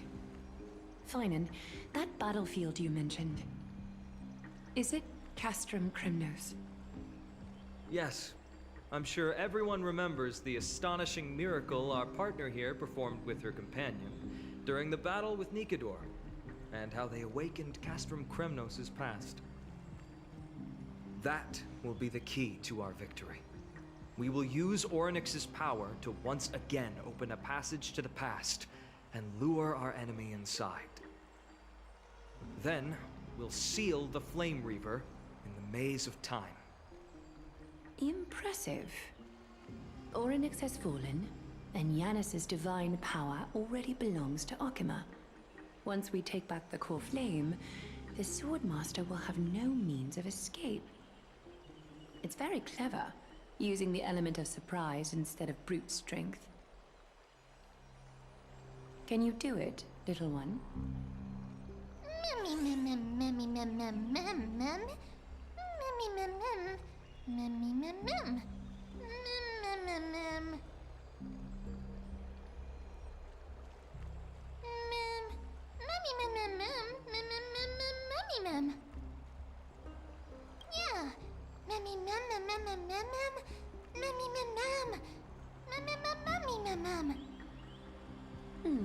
Such enthusiasm. I'm glad to see you're confident. By the way, the Council of Elders declared a state of emergency when Tribbie went missing. Kainos and her following have heard tell of the incident at the Grove, and are galvanizing support in secret. I fear she'll make her move before the next assembly of the citizens. What are they plotting? That short-sighted politician likely believes the Chrysos heirs have outlived their usefulness, and is making preparations for her next step. That ugly side of humanity is something we'll have to deal with eventually. But that's a problem for another day. I've sent Castorice ahead to the council with a message. She should be able to keep the situation under control for the time being. Phainon, it is my hope that we can come to an understanding on this. We must take down the Flame Reaver in one go, and retrieve the core flame. And in doing so, grant ourselves an advantage against the Council of Elders. Of course. You may count on me to lead the charge. I apologize for tasking you to spearhead the plan once again, but Akama is currently beset by enemies from within and without. The situation brooks no delay. and we have precious little time to confer and discuss the plan with you. That being said, you are the key to our success, and I shall respect any decision you make. I may not be as masterful as Trianne when it comes to the Century Gate, but even I can open a nice big gate if I have enough time. As for whether we can take back the core flame, that will be up to Anaxa's capabilities. Based on what I know of him, he can do it. I'll be honest, we can't. But the Flame Reaver will have to step over my dead body if they wish to do you harm.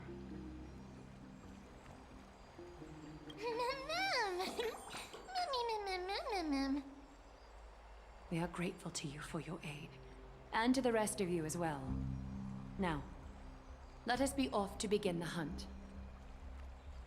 May carefully sharpen our gaze and grant us victory over the enemy.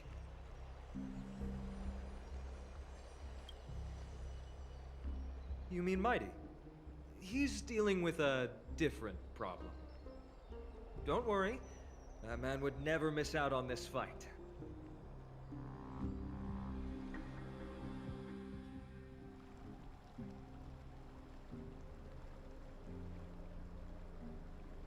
Farewell, my dear friend. You must lead us back home. You and I, we are both the same. We feast on strife and fear. If you're truly capable of leading our people beyond this blood-stained fate, then prove it to me once more, Mighty Mos.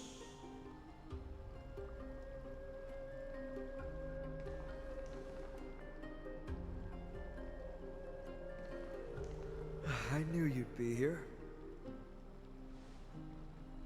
I heard you're about to set off on an expedition. That's right.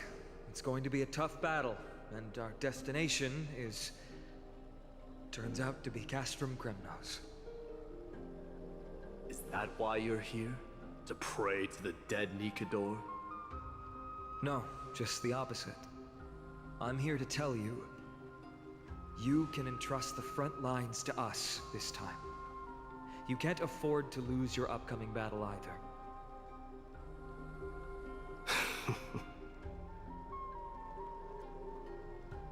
Have you heard the story of Geocles the Mountain Breaker? Sounds like you've spoken with Chartonus. That's the name of the legendary mountain dweller, right?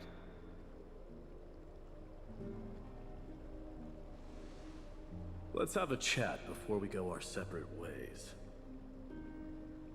Chartonus told me that back in ancient times, the mountain dwellers lived in seclusion.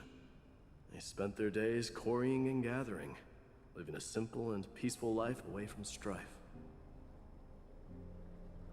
But Geocles was different. He resisted their traditional way of life, yearning for the world beyond the mountain.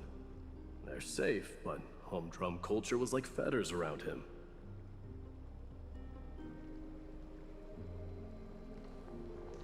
He sounds a lot like you. Yes. That is why he, too, faced the same dilemma as I do. One day, during one of Geocles' many ventures beyond the mountain, he spied a battalion of Ladonians stationed at the foot of the mountain. The Ladonians were at war with their arch-enemies, the Companions, and they used the mountain as a base to carry out guerrilla warfare operations. When Geocles, who had taught himself the common tongue, approached a soldier, he learned a shocking piece of news. Ladonians were planning to plant mines and explosives all over the mountain, and then lure their enemies within. With danger lurking with every step, the mountain dwellers' homes were no longer safe. Geocles quickly returned to his village to bring the news to his people. But... let me guess. They refused change and chose to put up with the situation instead. That's right. The mountain dwellers were fearful of even the smallest change to their lifestyle, let alone leaving their home. Despite the imminent war, the elders would rather negotiate for peace instead of leaving the mountains. This made Diocles both angry and sad. But he didn't give up. If you were in his shoes, what would you have done? Lead my people on a resistance, perhaps. I'm not sure. I can't think of a solution that would make everyone happy. A solution that would make everyone happy, huh? That's how naive we are. Well, let me tell you what Diocles did. He took the mountain dwellers' store of gemstones and traded them with the Ladonians for a massive amount of gunpowder. But he didn't do this to fight the Companions. Under the cover of night, he set ablaze the forest surrounding the settlement, forcing his people to flee the mountain. That great fire marks the beginning of mountain dweller history. Since then, their people became part of civilization, and giants became a common sight in the Holy City. Meanwhile, that mountain they once lived in has turned into little more than foam inside the black tide. But leaving their homeland also brought many mountain dwellers misfortune. They were hunted by Kremnoans or enslaved. Indeed, that is undeniably also part of their history. But that is Diocles for you. The merits of his actions, or lack thereof, have been scrutinized by many, but historians nevertheless hail him as the Mountain Breaker. Why do you think that is? It's simply because he took action and enacted change with his own hands. He didn't try to make everyone understand him, nor did he even waste time trying to make everyone happy. He started a great fire and burned the shackles of tradition to ashes, and then forced everyone to march toward the coming of a new era. You've made up your mind, haven't you? I'll be leaving Akama soon to fight the great darkness of this world, and to shoulder Nikador's destiny. So, listen well. If there comes a day when we meet again on the battlefield, and I stand opposed to the flame chase, remember to stab your sword into my back through my 10th thoracic vertebra. That's my weak spot, and the only way to kill me.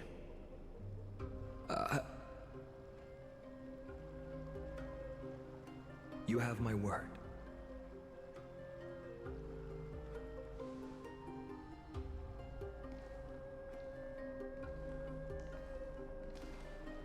Go now.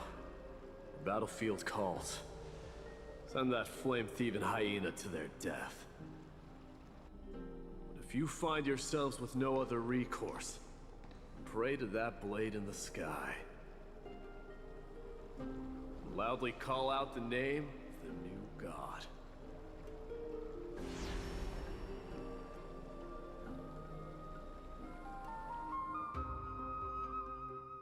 That's the sound of an all-out war. Not the kind of ruckus Professor Anaxa can raise on his own.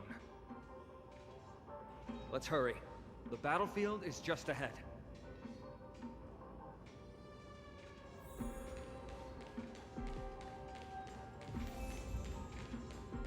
No way. A Kremnoan?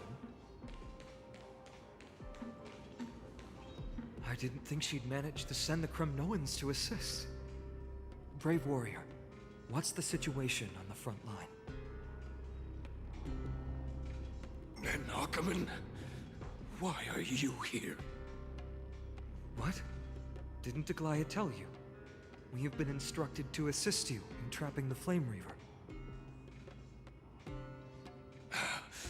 Aglaea, that vile usurper. I tread on her name. Our king will be back soon. He'll be able to deal with you and that black robe.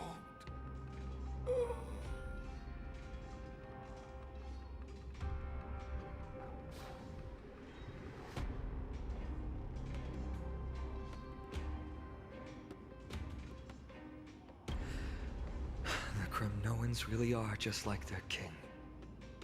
Rest in peace. May your glory last forever. Did they come to fight on their own accord?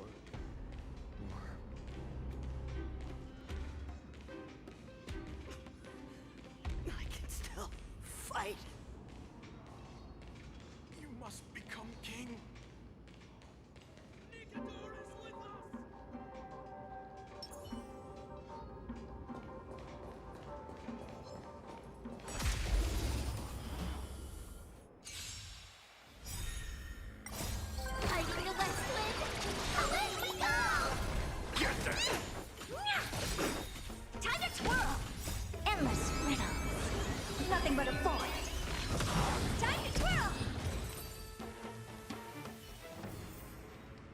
Amazing.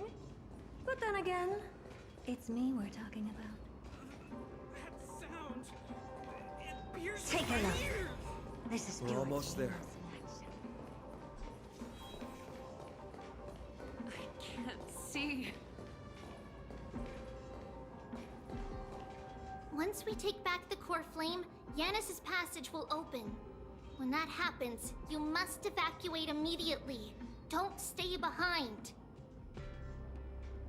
The rest will be up to how well we work together. But remember what Mydei said before? Cast aside all distractions once you're on the battlefield. Let's go, partner. Today, destiny shall stand with us!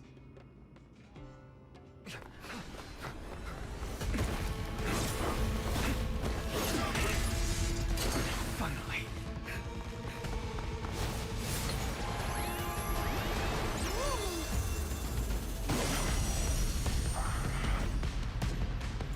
Pent in the memories of the dead! Executioner! You sure know how to keep a man waiting. Any later, and I fear the Titan would have sacrificed me. Frail child of humanity, 'tis more effort keeping you hale and whole against that blade than it is in seeking the truth of the world.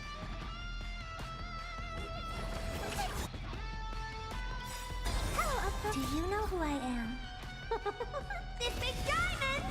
It's all yours!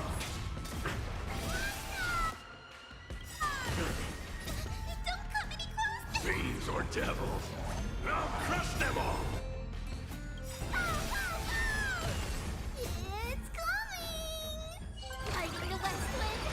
Away we go! Time to twirl!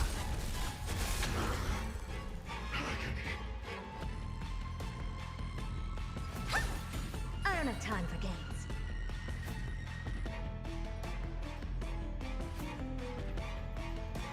Expand your thinking. Underestimating us will cost you! Get them! Score. Do you know who I am? This big diamond! It's all yours! Time to twirl! Curiosity is a dangerous thing, you know. Endless riddles. Nothing but a void. Get ready, Prof. Get...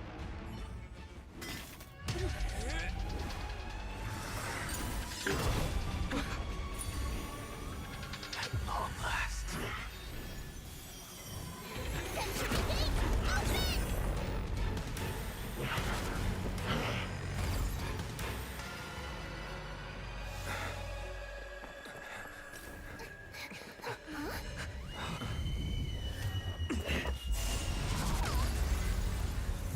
How embarrassing.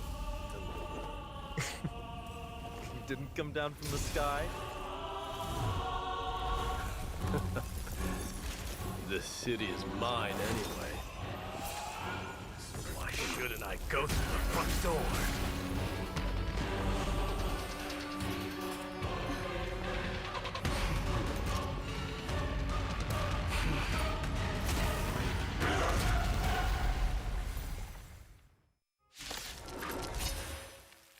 Minion of the Black Tide.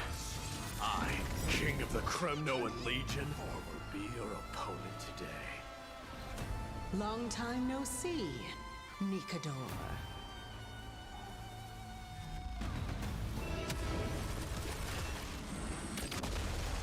Time to twirl!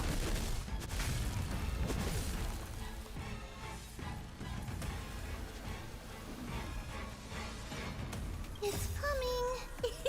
Fighting the West Wind! Away we go! Get there!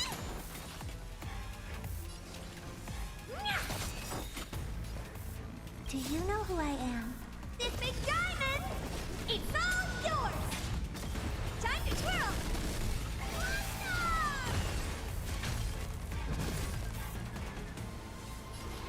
Expand your thinking. Huge news! I'm gonna hold everyone back again! Get them! Hey! Time to twirl!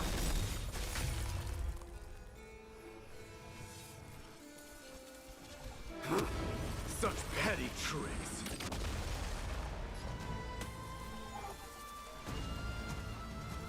Curiosity is a dangerous thing, you know. Endless riddles, but the answer is nothing but a void. It's time to end this.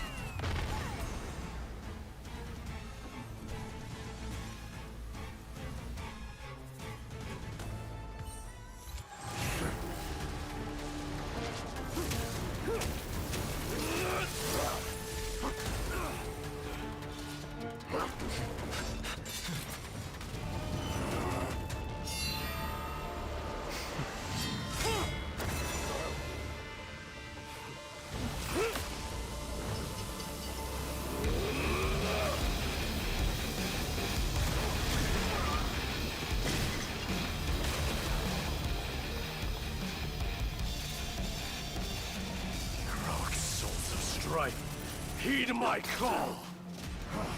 I am the Lance of Fury. The agony this world needs.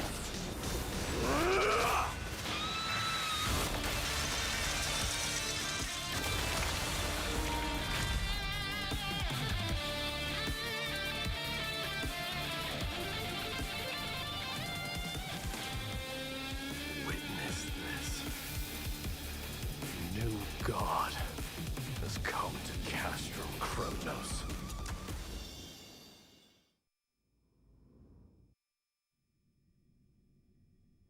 Look! The warriors have returned! But are the rumors true? Has Oronyx fallen? It's as the Council of Elders said.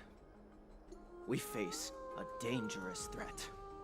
Yet the Chrysos heirs are only inciting more chaos. They don't care about the people's safety. They really gave the core flame of strife to a Kremnoan at the end. What a noisy crowd. This, doesn't feel right. It's probably because Oronyx is gone. Oronyx was a generous titan in the eyes of the people. They graced us with miracles, allowing humanity to reap many a convenience from the past. What they don't know is that the Titan didn't do all of that of its own volition. Regardless, the Titan has fallen, and we must surrender Oronyx's core flame. A meeting with that woman again so soon? I just can't catch a break. Professor Anaxa, why don't you find someplace to rest first? Matters that require Aglaea's attention are piling up. You two meeting again will forgive my honesty, only distract her. Just try to stay on your best behavior, if you know what I mean. That's not up to me, I'm afraid. I've been trapped in her prison the moment I set foot in this holy city. The price of having a Titan living in my head, I suppose. Don't worry, I don't want trouble either.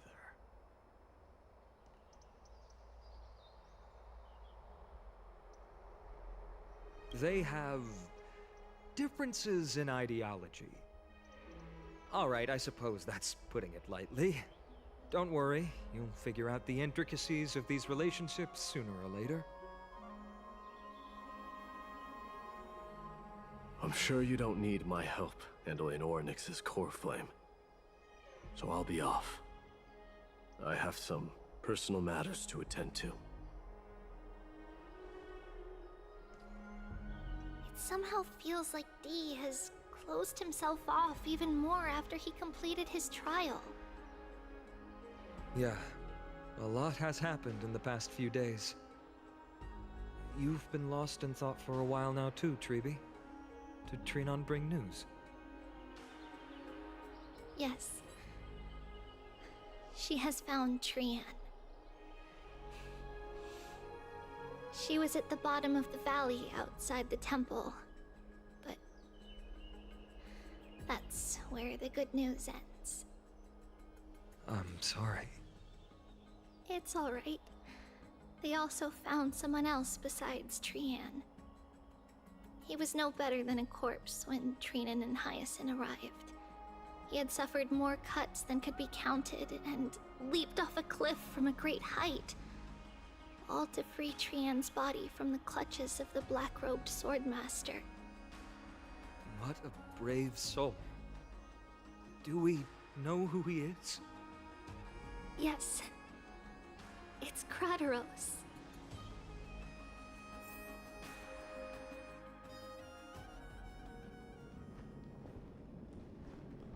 Stop!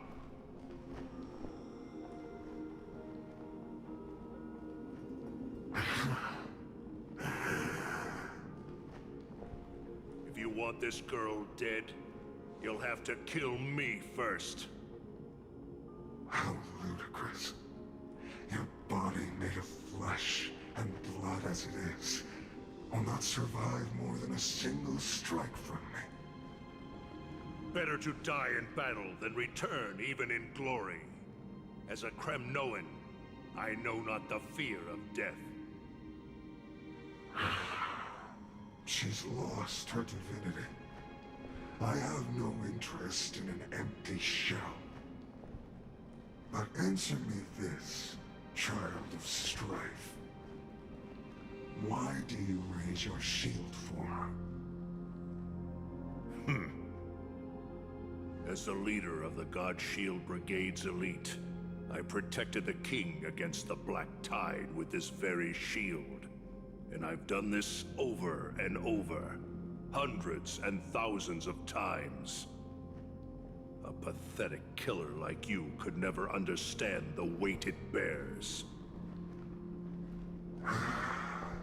Pity. And crumble like rusted iron. Good. Supreme glory shall be mine, as I indulge in the libations and incense offered by my descendants. Come, let us fight! For Kremnos! For my king!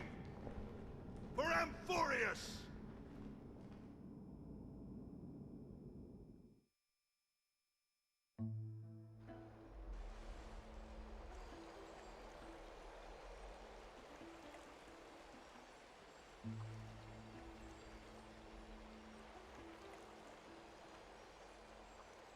We foresaw this cruel parting 1,000 years ago.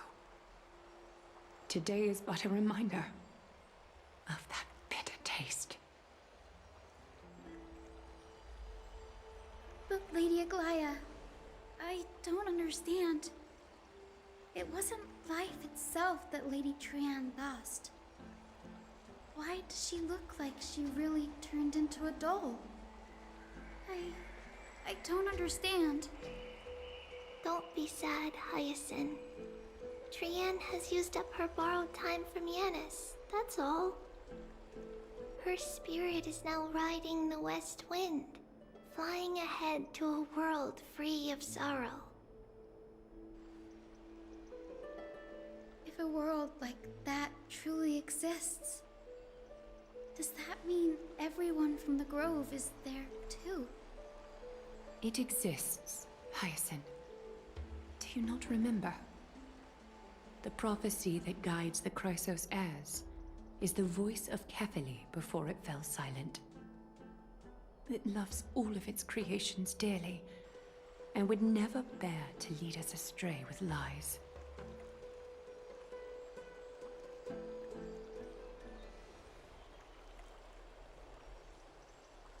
What about the Kremnoan veteran? How is he doing? The Twilight Courtyard has done all we can. Even so, we've only managed to keep him from breathing his last. I had to use the Sky Priest's techniques to help him to walk again. But if light ever disappears from Akama for good... No. Let's hope that never happens.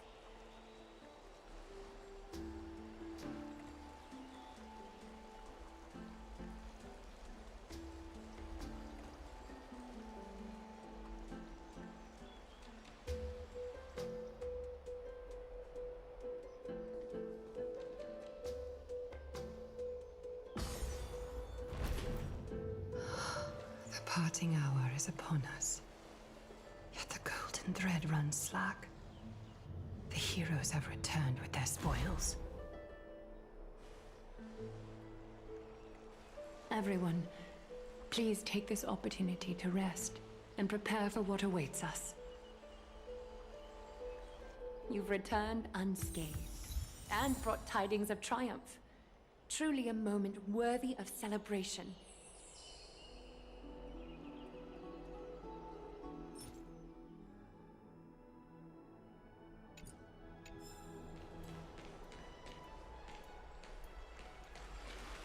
It's incredible to think that we returned Nikador's core flame not so long ago. It wouldn't be an exaggeration to say that you and your friend's arrival has melted the glaciers of history.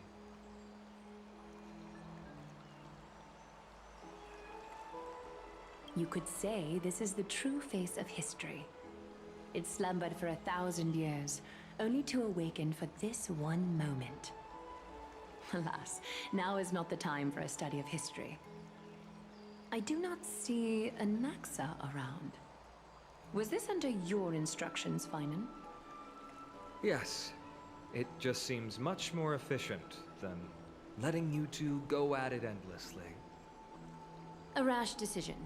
After all, he still bears a core flame with him. I do concur with your assessment of efficiency, though. Now, let us table the issue concerning him for the moment.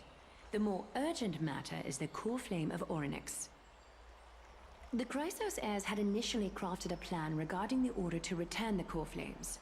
For titans like Oronyx and Cerces, who harbor no intentions of harming humanity, our strategy entailed assuming their divinity only at the very end. But this unforeseen turn of events has thrown everything into disarray. If we don't return the core flames to the vortex of Genesis, and we leave the Titan's divine positions vacant, we can't even begin to imagine the disaster that would follow. But the most pressing issue at hand is that we haven't found the Chrysos heir capable of bearing Oronyx's divinity. Phainon, Castorice, Mydei, and Hyacinth. Tribbie and I devoted a millennium scouring the world, only to find these few people. Only a chosen few possess the capacity to assume divinity, the elite among the Chrysos heirs. We would never hastily extend our invitation without first verifying their potential to bear such power. Yet, we cannot compel anyone into divinity, as it would be no different from sentencing them to the gallows. Truly a dilemma. Yeah. How about letting her give it a try?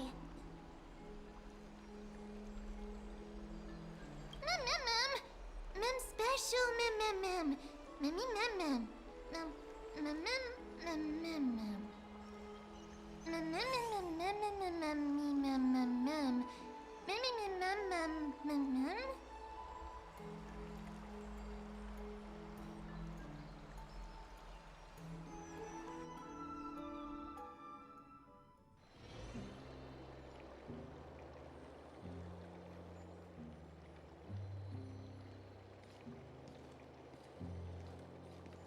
I see the Reaper has forsaken you too, teacher. It simply put my life in the hands of the Twilight Courtyard.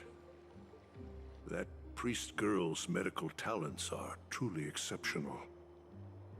She might be far from the ordinary girl we envisioned. But this isn't about me, Mighty Mos. I saw it. You finally decided to embrace your own fate. Power of strife is stirring a tempest within me as we speak. My bones have turned into steel, and my blood is seething in a blaze. Past rulers of Kremnos could only aspire to this might, yet I have merged with it. I've made history, and henceforth divinity and kingship shall coexist as one.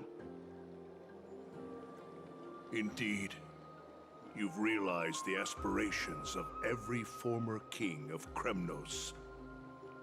And now, you can at last bring our people home and reforge the glory of Kremnos. Unfortunately, I harbor no such desire. What? What do you mean by that? Over 2 millennia past, devotees of Nikador's might banded together beneath their feet and erected a city of their own. Ever since then, Kremnoans have served as the blades wielded by the god of war, following the Titan's path in its conquest. Yet, gazing upon our history through the lens of my newfound divinity, I now see it with unprecedented clarity. This history is sheer absurdity and inferiority. People surge onto the battlefield like ants, plundering and slaying for their own greed, only to be trampled upon like ants.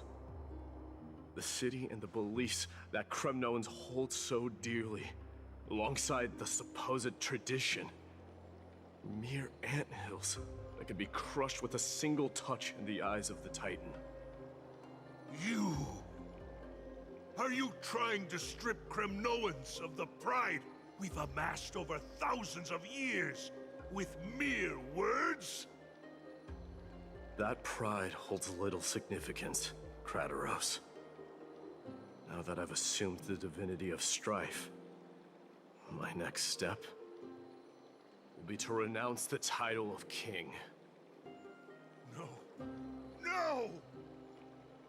Convey my message to every Kremnoan. This is an order. Do not do this, Mighty Mos. I beg you. Our history commenced in the year 2506 of the Light Calendar, concluded in the year 4931. I, Mighty Mos, last king of Castrum Kremnos, son of Gorgo, do hereby proclaim the Kremnoan dynasty comes to an official close today. You have killed us. You have killed us all. No. I am granting you a new beginning. What is this? My mother's signet ring. It served as a symbol of kingship. And I now imbue it with a fresh significance. Take it, and rally those who have lost their identities. Convey the words of Mydei, now ascended to divinity. You no longer need to chase fleeting honors or face death on the battlefield as if it were your sole destination. However, you must adapt to fit into the city you once observed with indifferent eyes. A cruel fate awaits Amphoreous. No matter how illustrious a dynasty may seem, it crumbles to rubble and gravel before formidable foes. Yet, you shall tread the only path out, one that leads to a brand new world at its end. Why task me with being your messenger? Why not explain all this to them yourself? Because only humans can guide the path to be trodden by humans. It's not the lot of humans who crave the power of gods and spiral into madness for it. But humans who stand ready to raise their shields high to protect the lives behind them. I failed to save that child. That is irrelevant. As demigods, they have long been prepared for it. What truly matters is that you showed up there and shielded her. The one who persuaded Aglaea to set me free that night. Was that you, Mydei? Yes. She's not one to easily make a concession. What did you offer her? I staked my mother's name to guarantee the integrity of your soul to her. And I promised her that I would dedicate all I have to the flame chase journey. And what is next, Mydei? Where will you be headed now? To the place where I belong, to fulfill my promise. The madness that has plagued Nikedor and the darkness that has consumed Amphoreous.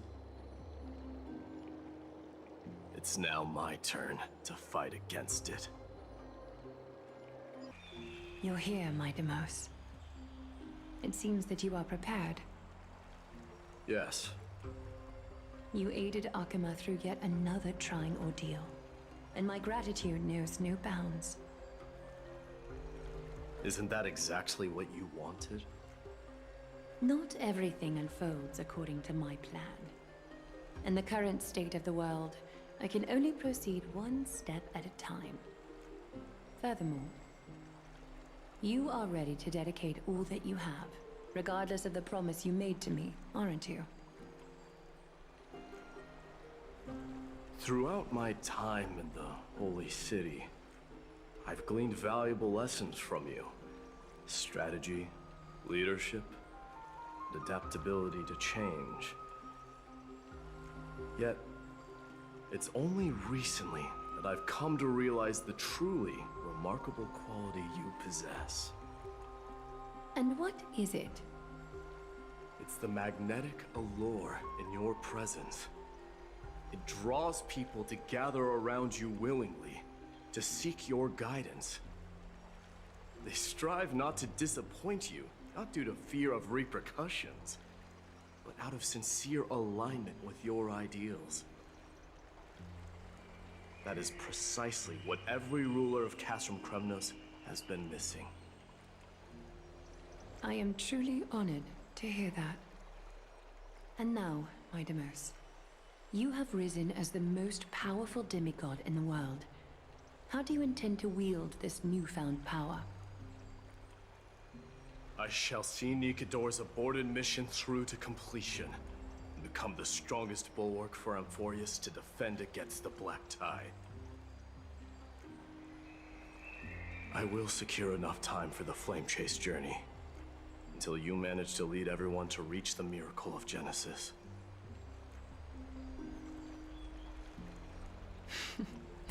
Mydei, a new chapter awaits Amphoreous. Yet, the one who guides the people to the destination need not be you and I. Huh. What did you see after assuming Nestia's divinity? Despite the passage of 1,000 years, every word of that prophecy remains as vivid as ever. You shall have your final bath in warm and radiant gold.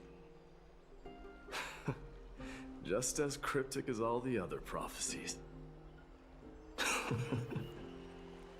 What's the reason for the laughter? I was just thinking, if an ordinary person encountered these words, they would probably stay away from the baths for the rest of their life. But I cannot forgo the delightful experience a bath offers. So, I assume you also glimpsed yours, Mydei? One day, you shall die with a wound in your back. Well, that is a rather straightforward scenario. If I were to be terrified by drivel with no basis, I would not have attracted your gaze and joined the flame chase journey in the first place. You speak the truth. May you be destined for a powerful fate, and may we reunite in the promised new world. Farewell, Mydei. Is Lady Tribios not here? Lord Mydei! Hyacinth. So you are the physician Krateros spoke of. It's no wonder then that he was pulled back from the brink of death. You have my gratitude. I can take that as a compliment, right? I've heard about what happened at the Grove. I'm deeply sorry for your loss. I've heard far too much about death and grief recently. To quote Lady Tribbie, we should all focus on tomorrow, shouldn't we? That's a valid point. You've always been the most optimistic one among us. Well, I must say, it feels quite incredible to see a new demigod standing right before me. You should prepare yourself as well. Humanity has already taken hold of strife, and one day it will also reach the sky. Do you really believe I can do it? Even my ancestor, that hero of legends, couldn't conquer the core flame of Aglaea. Given your good rapport with the demigods, you should know that the path to assuming divinity is never limited to swords and spears.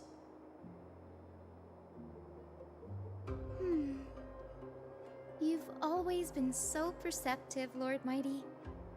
Rest assured, if fate has truly selected me, I'll be ready.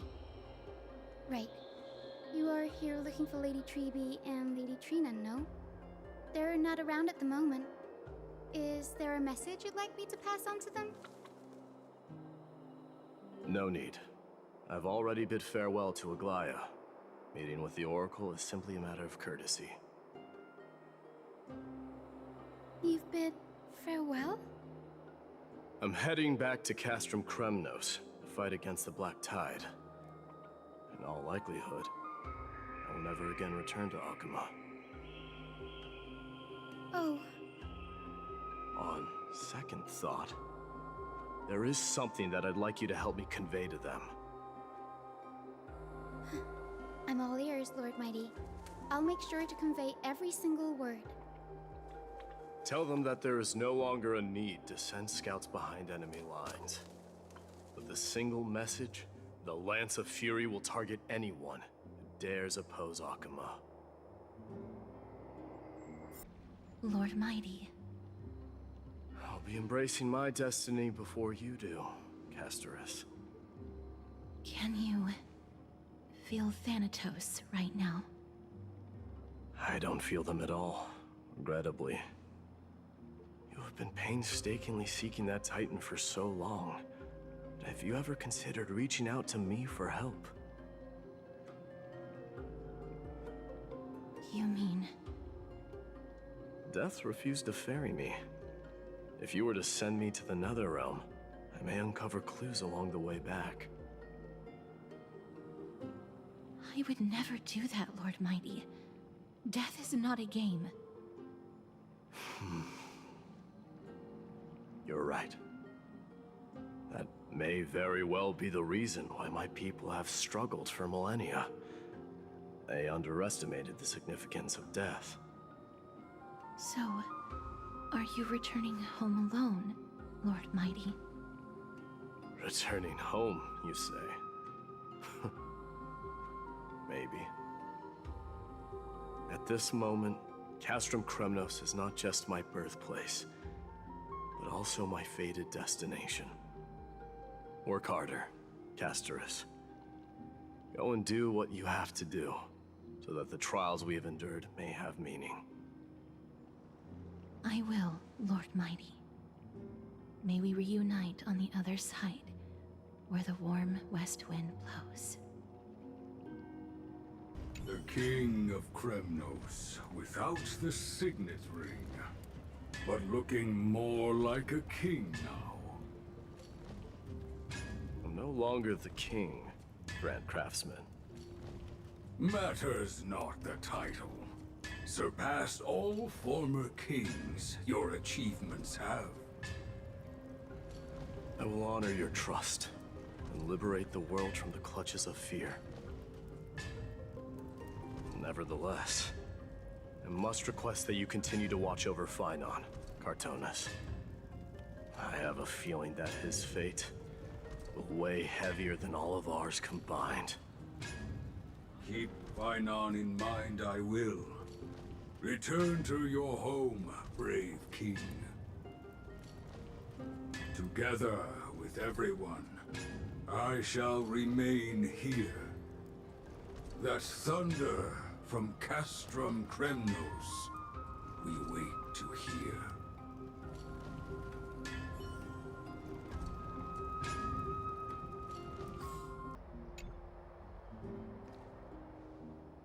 Outlanders? No. Trailblazers. I will soon make my way to Castrum Kremnos. If all goes according to plan, this may be our final meeting. I just want to let you know that I appreciate everything you have done for Amphoreous.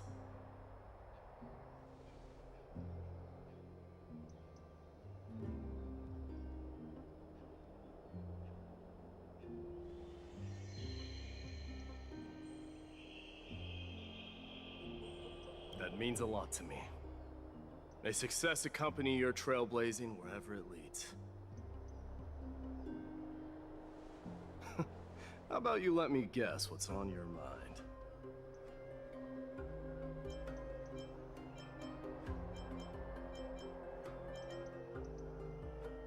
Are you gonna say something insane again, Trailblazer?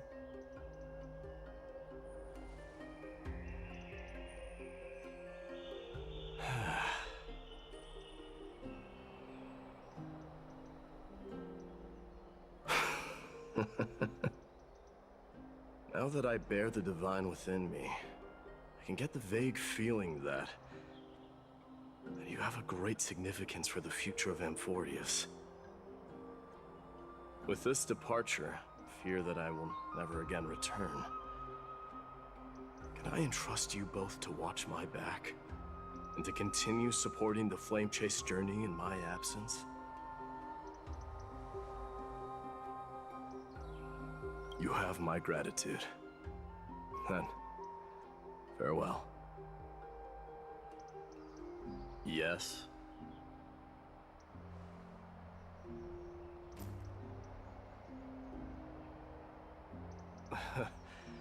Sure, let's do it.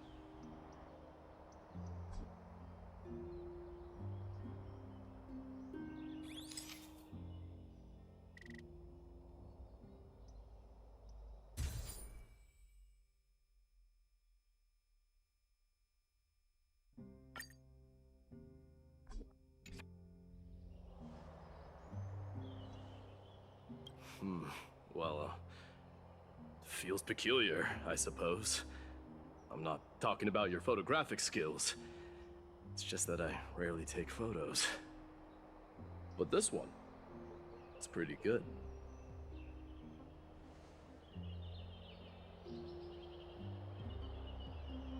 I wish the same for you during your time in Amphoreous.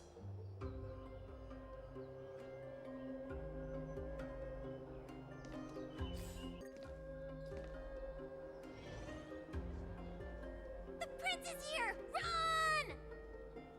Hold on! Lord Mydei isn't the prince anymore. He's now the Guardian of Amphoreous! What's going on?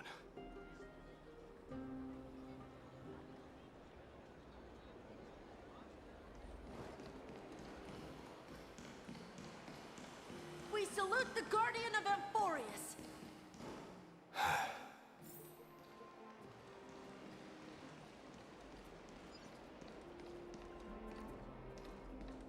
We salute you. Farewell, we salute you. Savior of Kremnos. It's been a while, Guardian.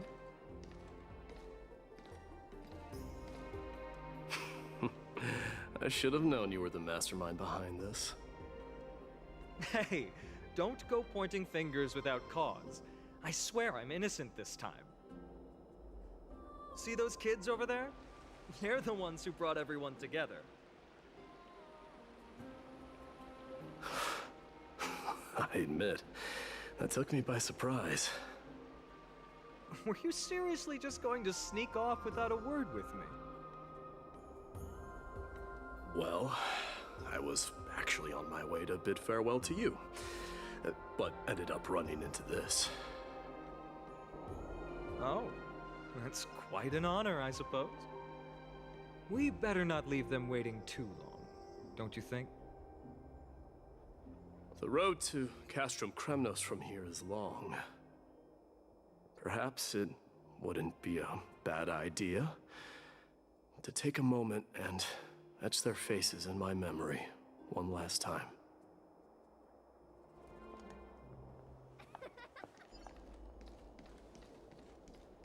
I think I see more than just the Kremnoans here. You're now the Guardian of Amphoreous, after all. I'm thinking maybe it's about time the god of strife gets a new name. For us, Guardian. How about the god of Farewell, solidarity or preservation? Dan Heng mentioned that one to me. All right, it's about time for us to part ways. Any final goodbyes you want to share? This might be your last chance.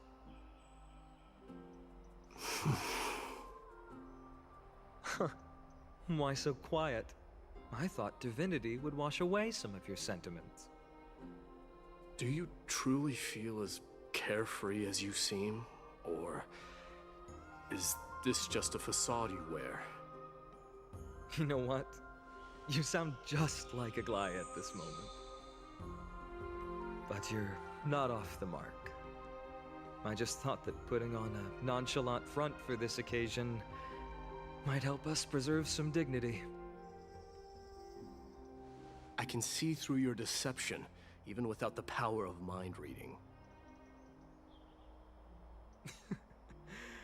Am I really that terrible at controlling my facial expressions? Well, with that said, thank you for aiding me in defeating my archenemy, Mydei. No need to thank me. This triumph brings no delight, nor does it signify closure. You understand that more than me. Indeed. In the end, I still haven't unraveled the mystery behind that black-robed swordmaster. And I can't even ascertain their demise. Maybe I've never managed to cut off my destiny. But that matters not. Pain may be cured, but scars remain. This should not be effaced. Even with the divine might of Oronyx, you cannot stop the past from leaving its marks in our blind spots. Can you genuinely let go of everything as soon as that Swordmaster is dead? That's impossible. Revenge is merely an obligation that must be carried out, and no one can find mental fulfillment through it. You're right. Look forward. Chew up and swallow your past. And make sure emptiness and bitterness are not the only flavors you know. Remember that there is a whole world behind you waiting to be saved.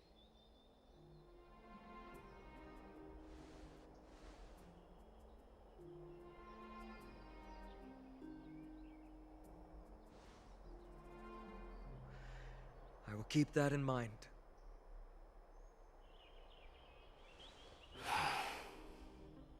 I have a final favor to ask. Please look after the Kremnoan warriors in my absence. They will undoubtedly face challenges while assimilating into Akama. It is my sole regret that I cannot stand by them during this time. Do not worry. Leave it to me. And, while I'm at it, I'm going to find out if the Kremnoan language is really missing that many words. The Kremnoan philosophy can never be encapsulated in a mere dictionary. But if there's a chance in the next life, you should come visit my library.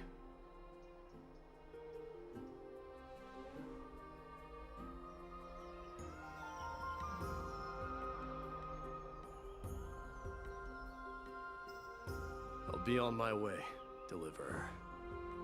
Remember to stay alive till the final act. Yes. Same goes for you. Don't die too easily.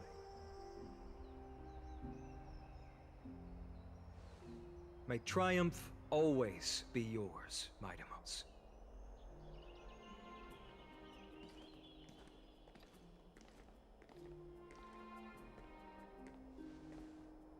Oh, right. One last question. Go ahead. You better not leave any regrets behind. Are you the one who told Chartonus about the signet ring? Well...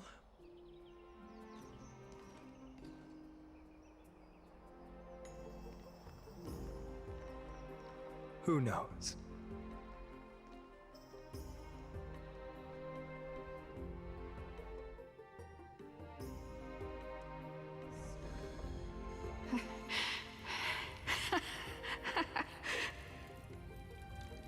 Get up, my son.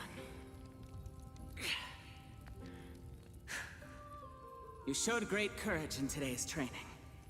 Let's wrap it up for now. Yes, Mother. Mother, there's something I want to ask you. What is it, Mydei?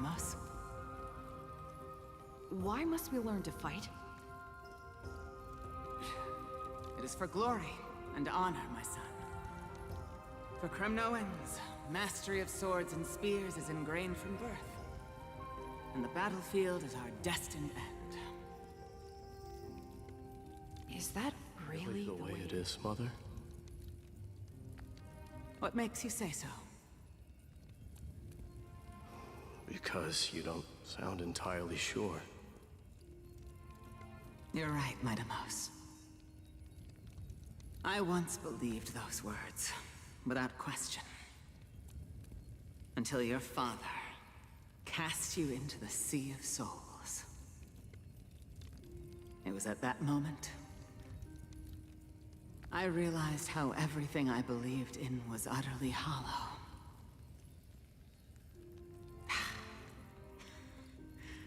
Perhaps the spirit of Kremnos had once existed.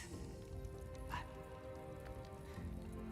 as greed bloomed in the hearts of humanity over the years, Such spirit had long faded alongside our glory. I no longer put my faith in any oath or doctrine.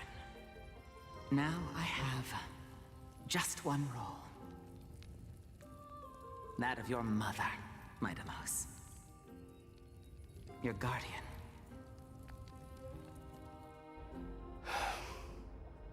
That dream always ends there.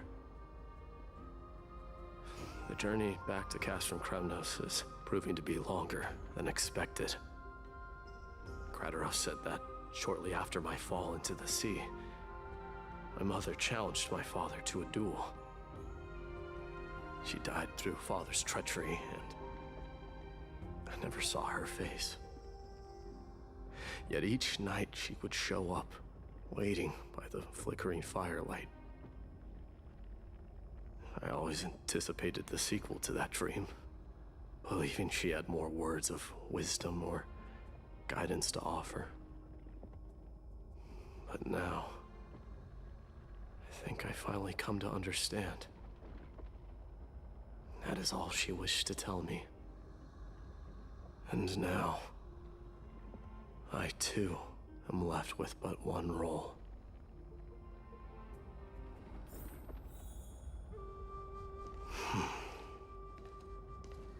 It is time for this journey to reach its end.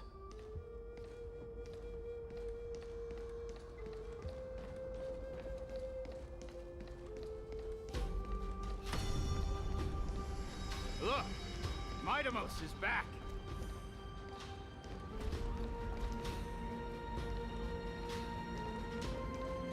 Glory belongs to you! We've got fresh pomegranate juice. Want to try some? We meet again, Your Highness. Welcome back!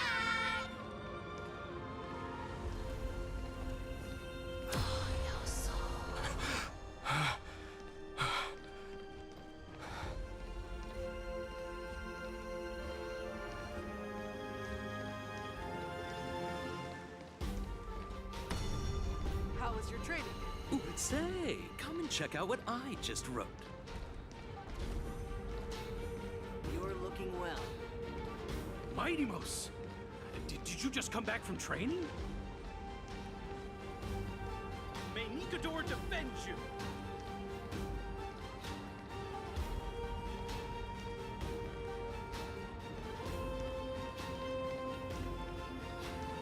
It's I'm gonna been a beat you while. at the festival.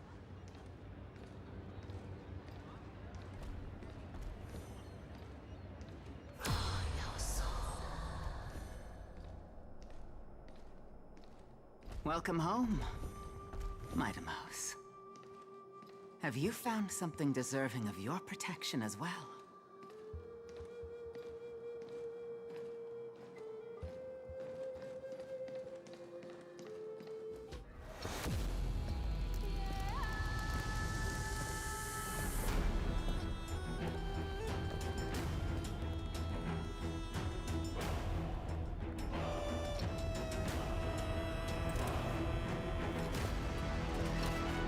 The son of Gorgo will be drowned in blood!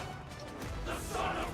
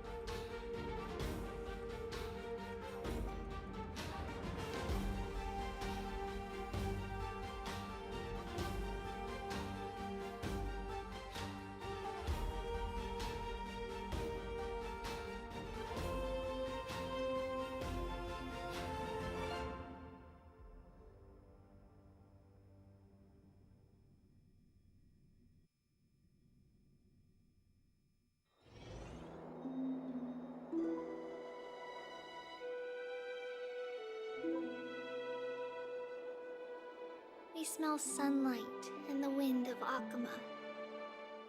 This was your favorite spot, wasn't it, Trianne? Lady Trianne, why did it have to end up like this? Take it easy, Cass. Departure is a part of life. It's just that ours isn't as tumultuous as it is for ordinary folks. When we started our journey, Yanis had already provided their prophecy. Just like how that Titan divided themselves to create the countless passages in the world. It's only natural for us to follow the same path since we inherited their destiny. If you don't mind, Tribbie,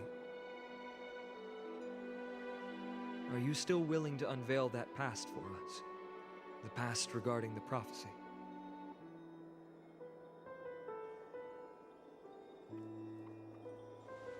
What do you seek to learn, Snowy?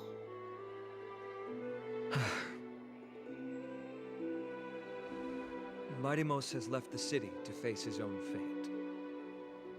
That is, the fate of every demigod. We will all eventually let go of our past to follow the same path as his.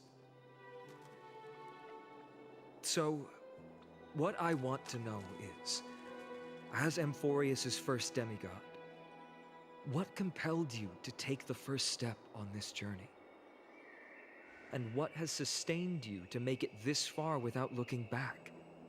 Despite the fracturing of your body and the numerous departures you have endured.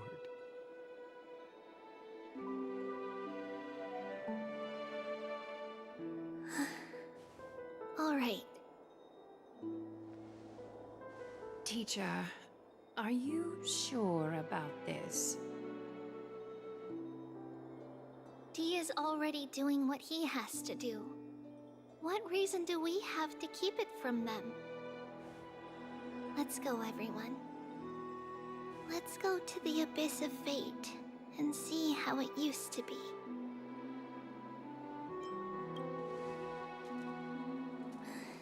Then we will leave it to you. Trinnon, would you mind? Tribbie, are you not coming with us?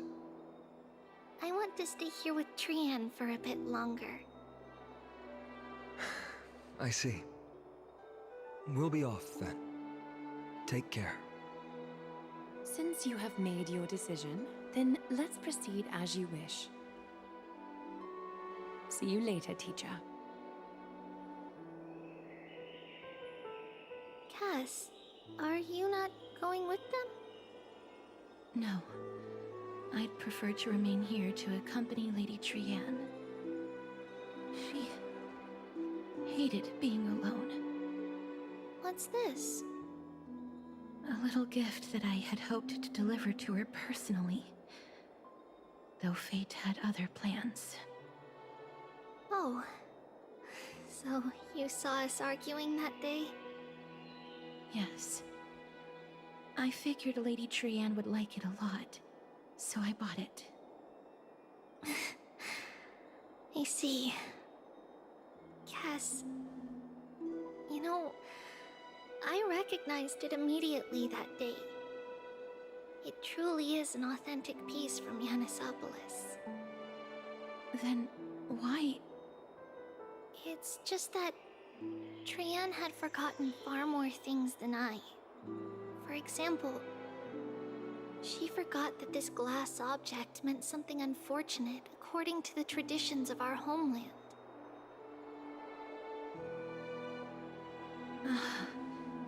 I'm sorry, Lady Tribbie. Should I... No need to apologize, Cass. At that time, I simply didn't want her to be trapped by our past, especially considering how much time had passed since we left home. But now... it might just be the perfect gift for Trianne. All shall bid farewell to one. And that person alone will witness the miracle.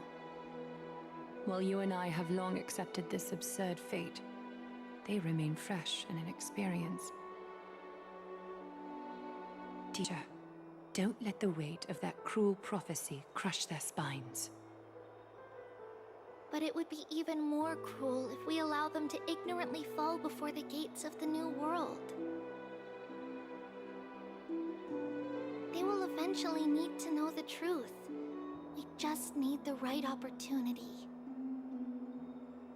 This, to me, feels like the right opportunity.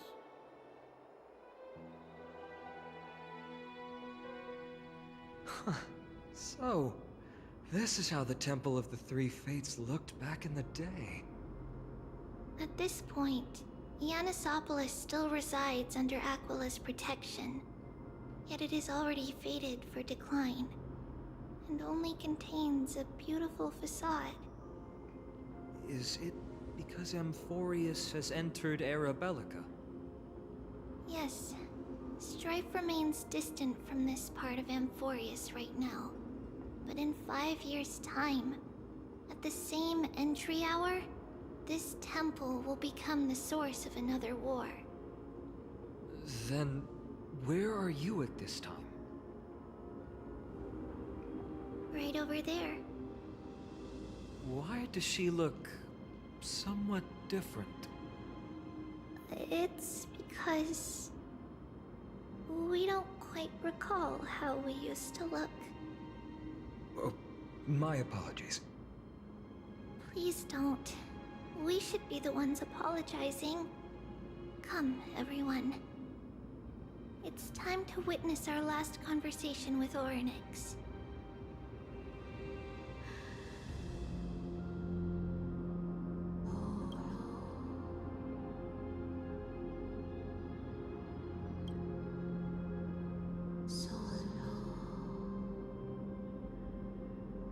You're here, Oronyx.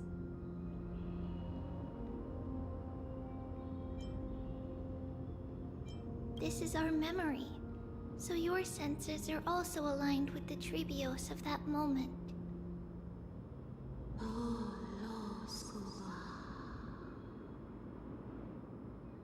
False prophecy, huh? So you still think that way?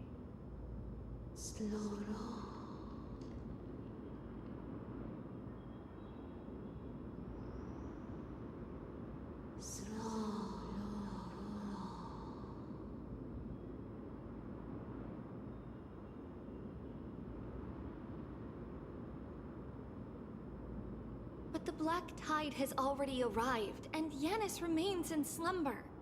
If even the God of Passages, known for guiding mortals, cannot resist this catastrophe, then what can we do against the incoming destruction?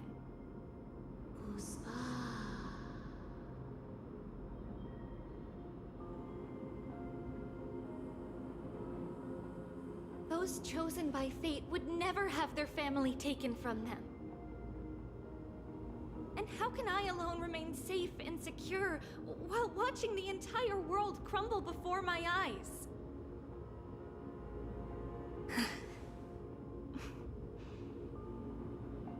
This might be our last conversation, Oronyx. I will do everything I can to protect you from the Black Tide.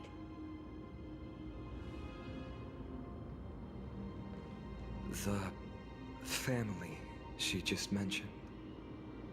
It's our mother. She fell from the spot into the valley a long time ago. It was during a grand ceremony held to seek Yanis's guidance. But things took an unexpected turn. It was Kefali who responded instead. Did something go wrong with the ceremony?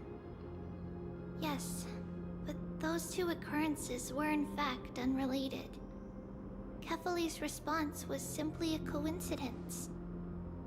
On that frosty night with treachery abound, as the Holy Maiden of Anaxapolis met her demise, the world-bearing Titan also fell in another corner of the world. Let's keep up with her, This story... She should be the one to tell it. That thing ahead. It's the altar of Talantin. But that's not our destination. We're heading to the left. This place used to be passable. I never thought there would be such a hidden space in the abyss. This is the Archive of Prophecies, an important ceremonial site back then. Is this Giannis's maze that Trinnon used for divination in the past?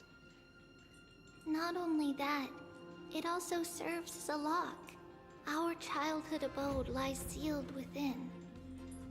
This is the largest puzzle I've ever laid eyes on. And it even acts as a door lock. Should have expected something like this in the homeland of puzzles, I suppose. So, how are we going to solve it? Just follow the designated path and let the stone ball fall into the pool twice. Seems pretty straightforward. Even Mydei might be able to complete it in a single try.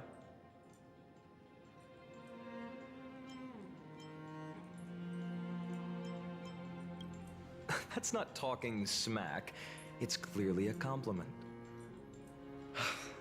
Mydei. If he were still here, we'd probably take a lot fewer detours to solve our issues. Enough with the talking. Let's just get started. Secret door is open. Go inside, and you'll see the place where we grew up.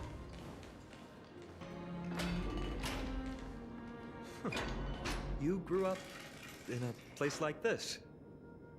By the time we were born, the role of the Holy Maiden had already diminished to a mere title. Those in tune with the Titan's guidance are bound to become messengers for others. To maintain appearances, those in authority added some embellishments. And with Mother around, our childhood wasn't entirely without joy. Even so, I still find it hard to imagine. 20 years can go by in no time. Trinnon, for most people, 20 years is a long period of time. Right. Becoming a demigod sure changes how one lives through time. It's hard to believe it's been so long. Your power is exceptional, Little Gray. This place looks exactly as before. Let's explore the room a bit.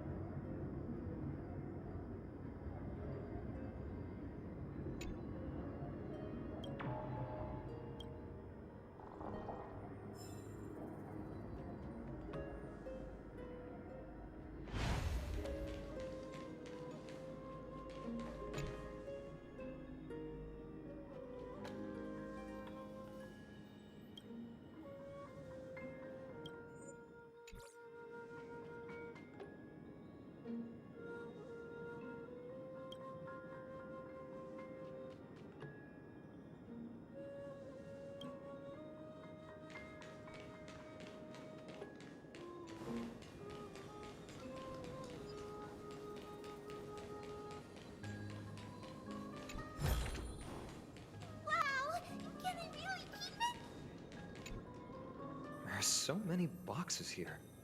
These should be our belongings. Huh? What's this? A red glass fragment? We were still very young the first time we saw it. Mother came back with a beautiful glass piece, but her face was streaked with tears. She simply placed it on the table. It looked so sparkly that we couldn't resist playing with it, but we ended up breaking it by accident. Mother didn't get angry. She simply held us quietly for a long time. It wasn't until we were older that we learned in Yanissopolis, if someone gloriously died for destiny, the Holy Maiden must pick a piece of glass from the volcano's quarry and polish it, then give it to the deceased's family. On the day Mother returned with the glass, her friend lost his life on the battlefield. Since he had no family left, Mother had to keep it herself. Later, on the eve of the ritual, Mother also gave us a beautiful piece of glass. Let's move on to the bedroom.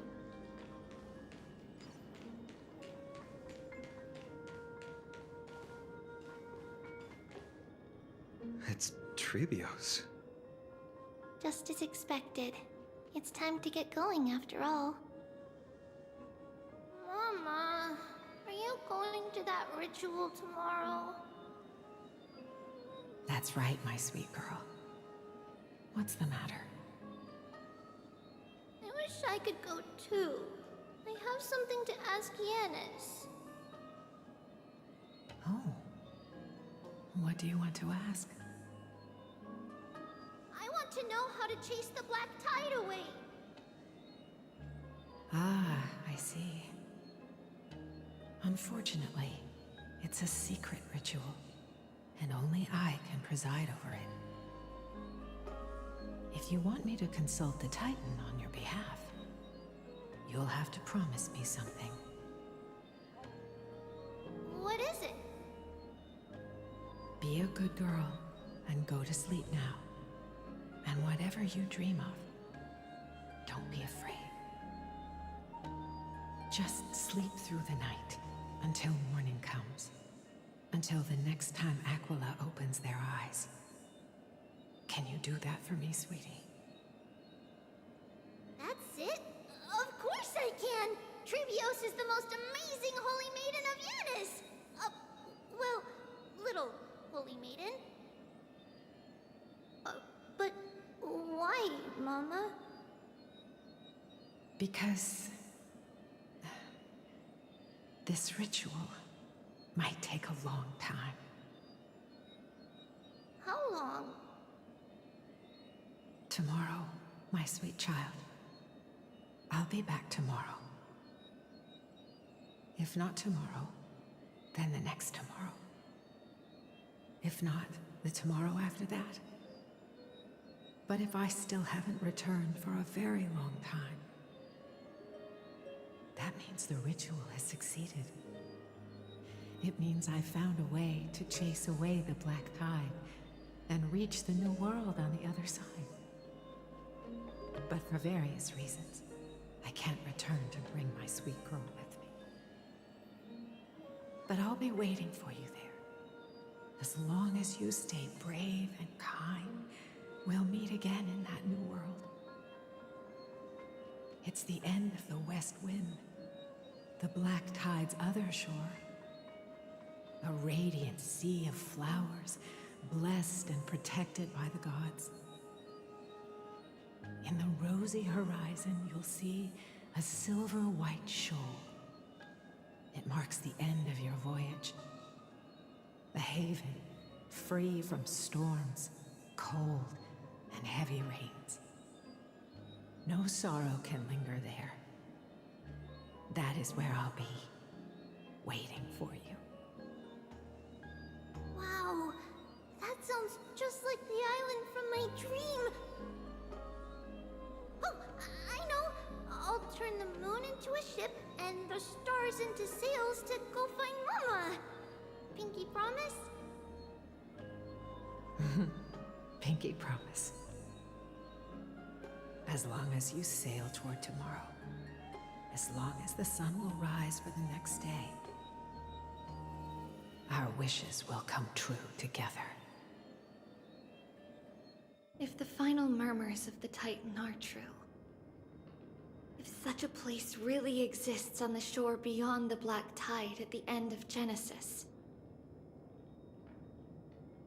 then our promise still stands. Please, wait for me, Mother.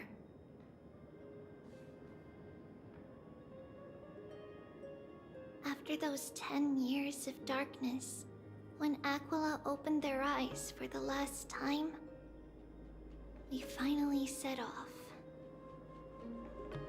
Where did she go?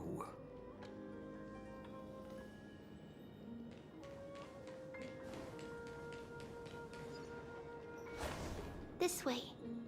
Now, we'll go through this shelf. But how? With Yanis's power?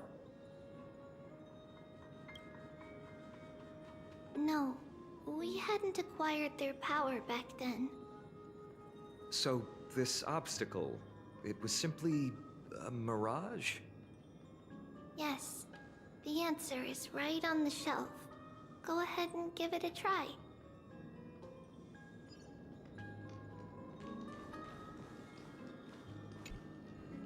There's a blackboard here. What's that drawing on it?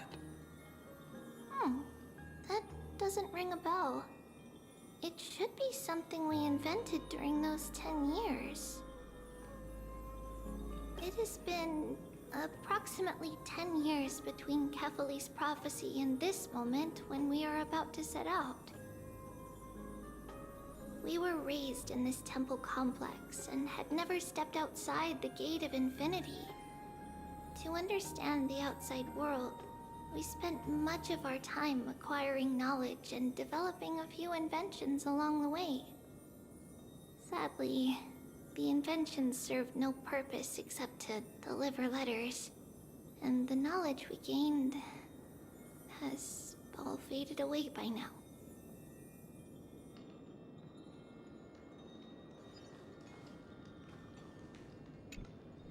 The shelf is packed full, but all I see are annals of geography for various cities.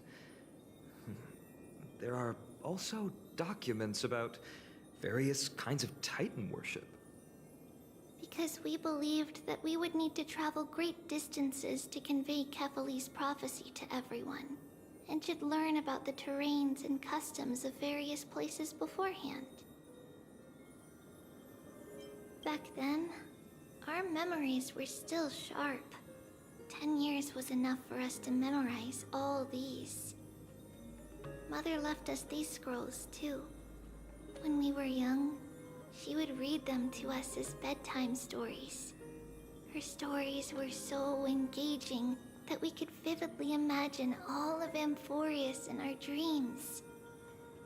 Unfortunately, only after Mother was gone did we realize that what was written in the scrolls was far from engaging.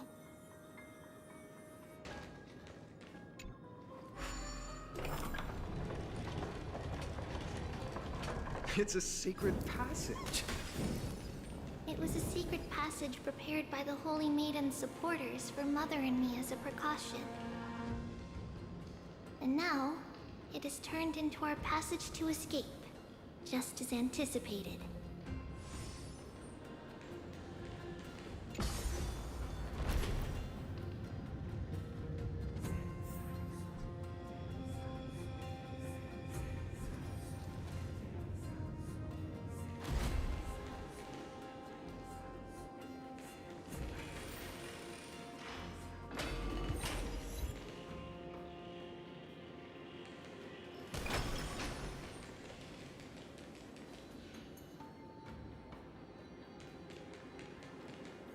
The path to the temple was in quite a state. Did someone do it on purpose? No surprise at all.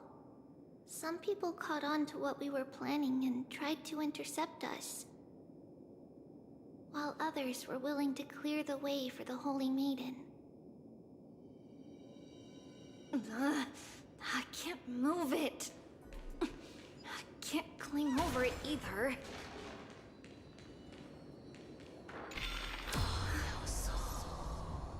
Time Titan? Is that you?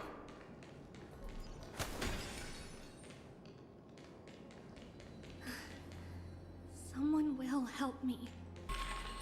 Just like this. Regardless of our actions, the past will remain unchanged. It was someone else who helped Tribios in the actual events of history. We don't remember the details. As for why memory recreated the past to be like this, it must be because it's closer to the answer within our heart. Passage is now cleared. Oronyx, it's you again. Thank you, nameless god.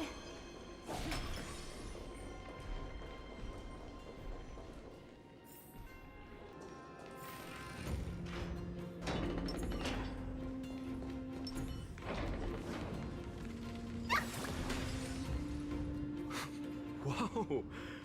It looked truly magnificent back then. Relax. Take it easy. All these people, they're just civilians, not enemies, correct? Mostly, but it might not be the case later on. Hey, little ones. How did you sneak in here? Shh! Please keep it down.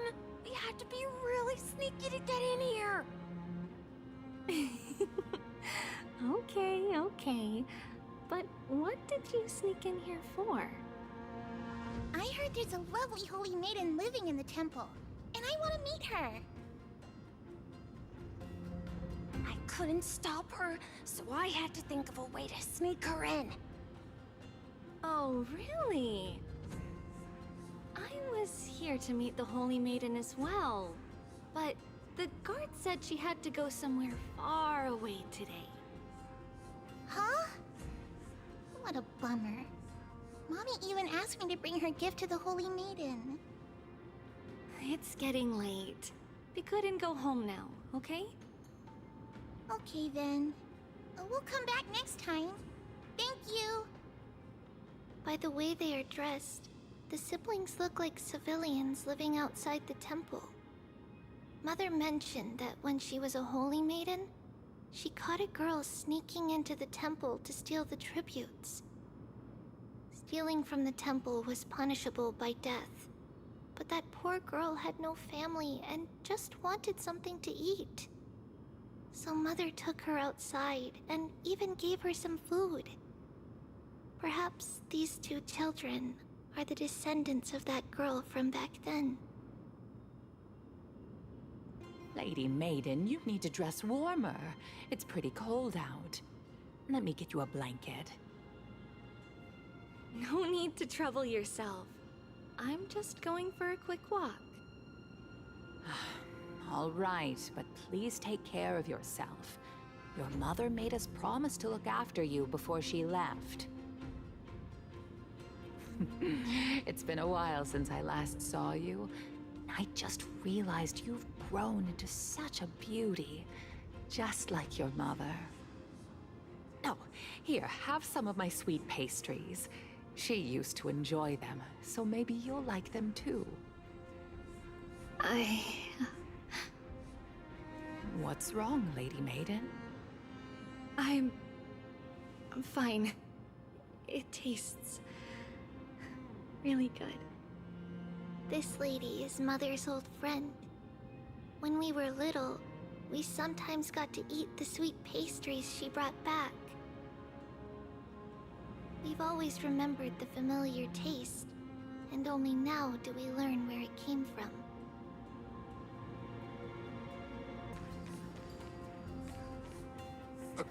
Apologies, Lady Maiden, but the Janus Vault is under maintenance today. Perfect. That way, no one will disturb me while I'm talking to Mother. All right then. May Janus guide your path. The Janus Vault? It's where Janus's heart lies, and the core flame is kept. Just enter on the left. It's also the place where Tribios was born.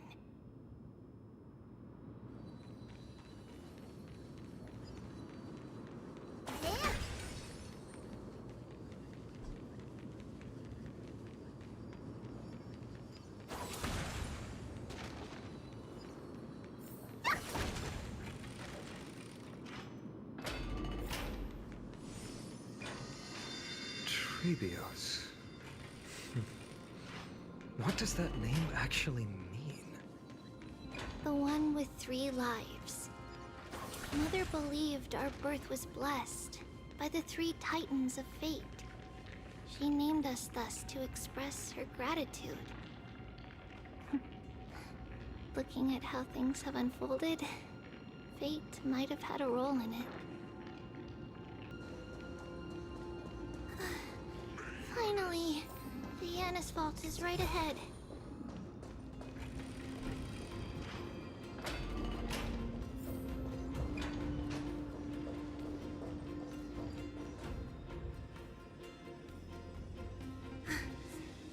At long last.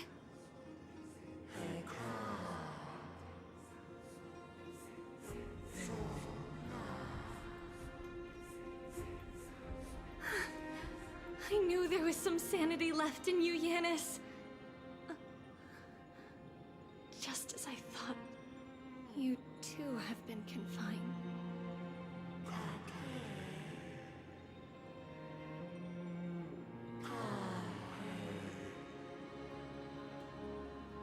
No, Janus. I've come here to take on your fate.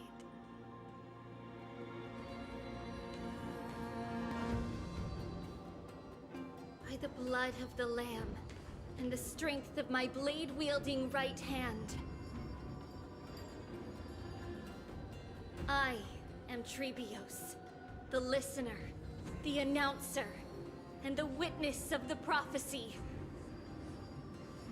I, the Holy Maiden of Yanusopolis, the Walker of the Infinite Paths, have come forth to assume your duty.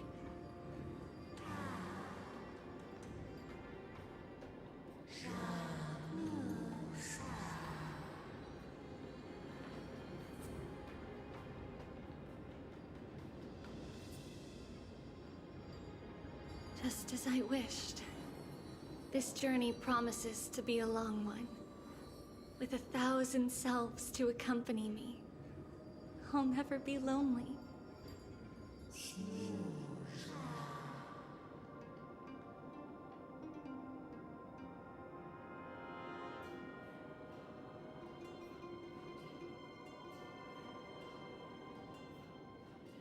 No matter. My hands are not made for bearing arms. But my feet are destined to embark on a journey for the benefit of all.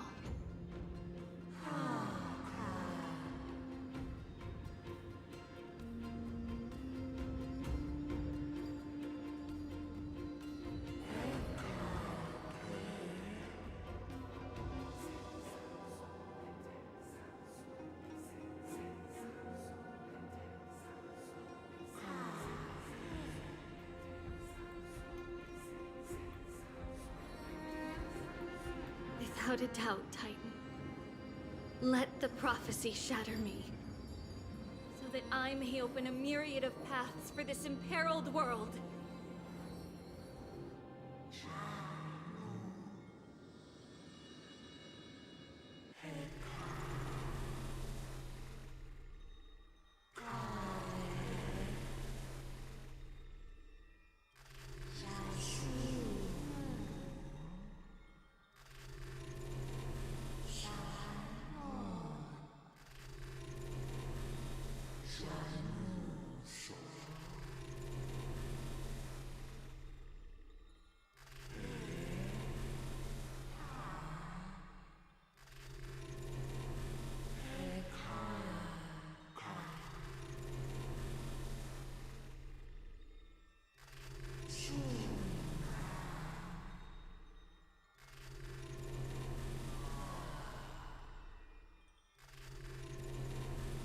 understand, Yanis.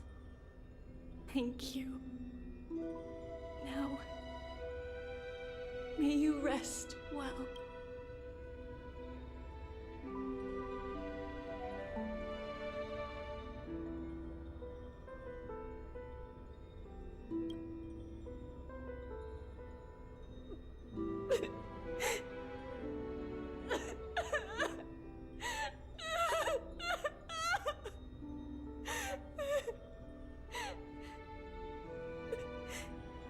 Mother, did you see that? I have assumed my duty and stand ready to set out. We will step over the gods' corpses and wander among humanity, and thus we shall sweep apart Amphoreous' pitch-dark fog. May we... May the world follow the myriad paths trodden and reunite at the end of the west wind, where flowers bloom in spring. Mother, I shall see you tomorrow. Who dares lay hands on the core flame? Drop your weapon and surrender at once! I knew this would come. What's happening here? Lady Maiden, where's the thief who stole the core flame? Look at what she's holding, you buffoon! She is the thief! Take your positions and ready your arms! We're taking back the core flame! Bring it on! What? Come forth, loyal guards. At least do it properly. Pierce me in the chest. What are you scheming? By the decree of the Holy City's Codex, anyone who dares to harm the Holy Maiden shall face execution! Captain, what should we do?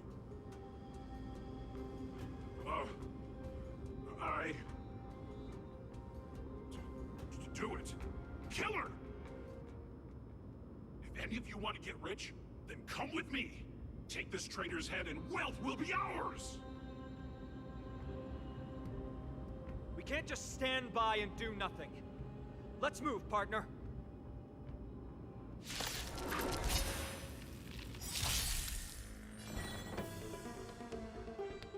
This big diamond, it's all yours! Get them! Fiends or devils! I'll crush them all! Hiding the west wind! Away we go! Time to twirl! How's that possible? Could the Titan actually be on her side? Get her! That woman is the traitor!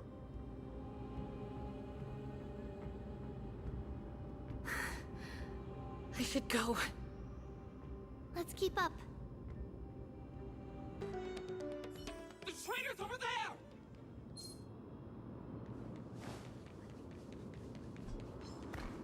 Just as I thought.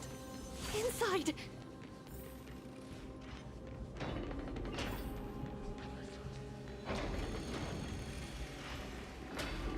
There are guards here too. Don't alert them.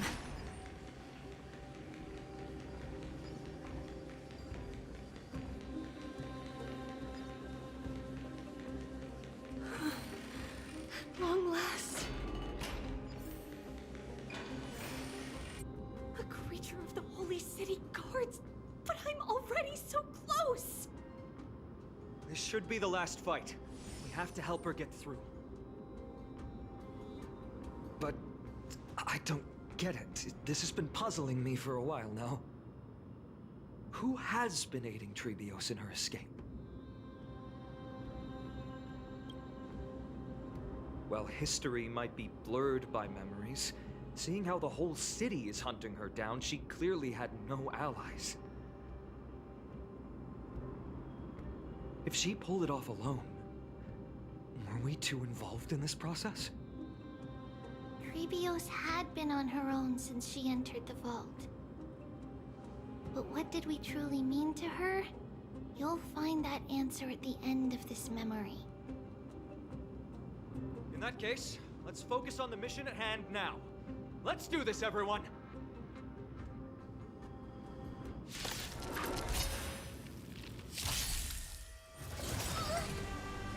Fiends or devils, I'll crush them all! Endless riddles. Nothing but a void. This big diamond, it's all yours!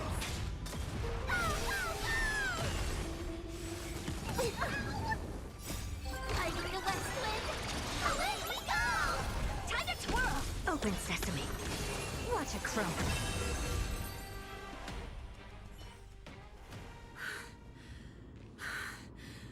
Finally, beyond this gate awaits a boundless world. This is where my journey begins. God of passages, can you see me?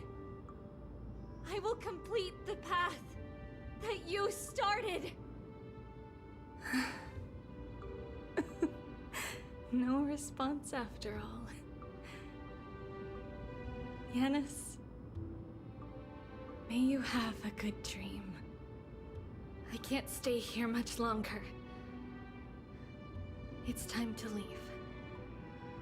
Well, looks like this is the end of the memory. Not yet. The question that has been puzzling you. She's about to reveal the answer. But nothing happened.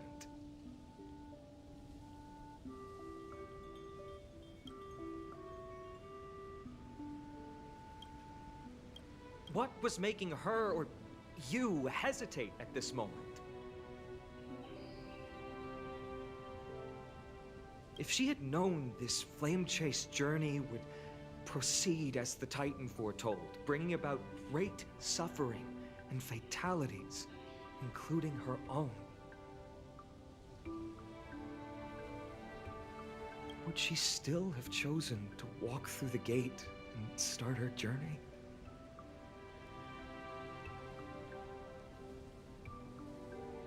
I think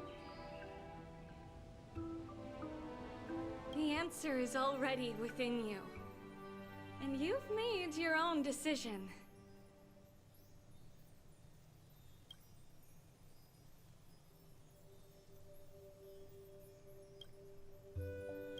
What?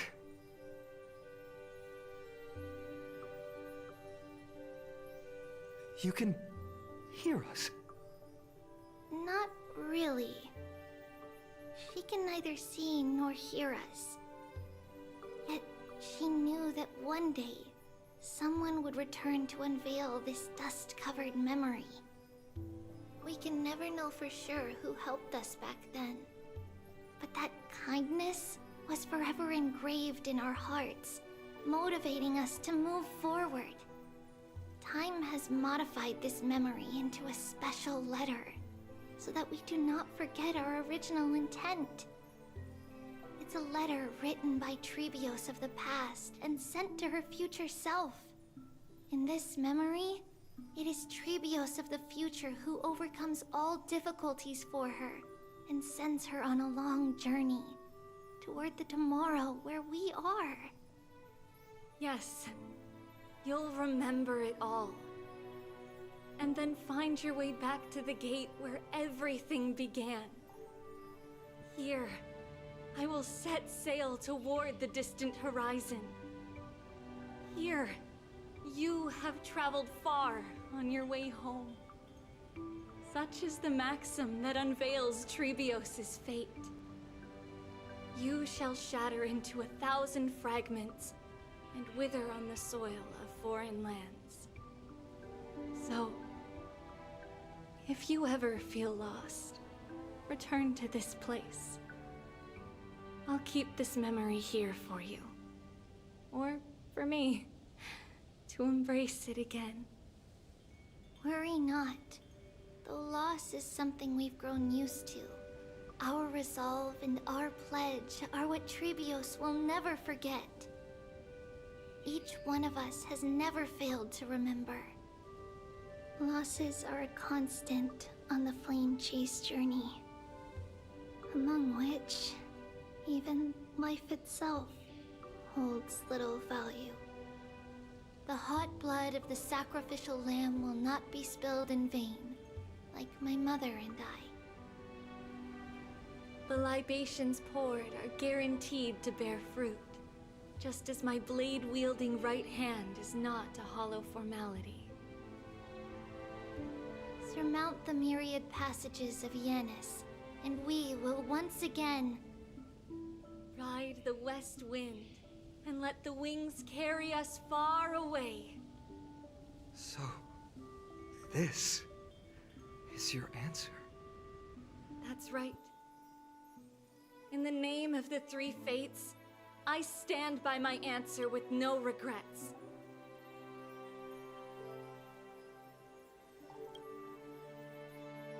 Now, with or without the god's blessing, I run towards the world's agony. If I can truly pierce through the utter darkness, we will meet again at the end of the west wind, where flowers bloom in spring.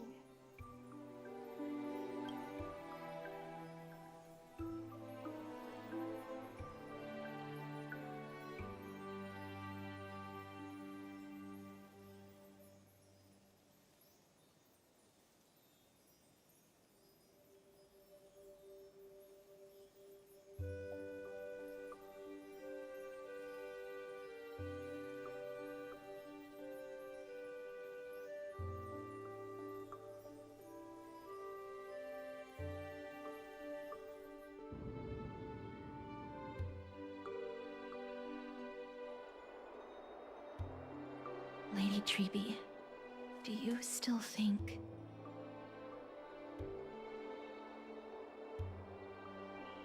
that everything will be fine tomorrow? Yeah, that's what Trianne would say as well. With all due respect, Lady Tribbie, you know perfectly well that see you tomorrow is nothing but a white lie. I hope your toughness is not a mask hiding a lonely heart. Cass, that's not a lie. See you tomorrow is the greatest prophecy in the world. Prophecy? Listen, in every corner of this land, every heartbeat carries a prayer for that prophecy to come true. It may be that only a few heroes will bring tomorrow to the new world, but the prophecy of leading everyone to tomorrow belongs to all in Amphoreous. But not everyone has the chance to see tomorrow. How can such words be called a prophecy? Because people believe it will come true, and they are trying hard to hold on to that belief. Even as the world teeters on the brink of collapse, everyone is pressing forward, longing to reach farther and move toward tomorrow. And that is why a holy maiden exists to lead the world toward tomorrow, and why Yanisopoulos' prophecy unfolds as passages. Fate is not about the outcome, but the journey. It's not the flowers that bloom at the end of the road, but rather the paths that lead beyond the gate, where people tread toward the sea of flowers.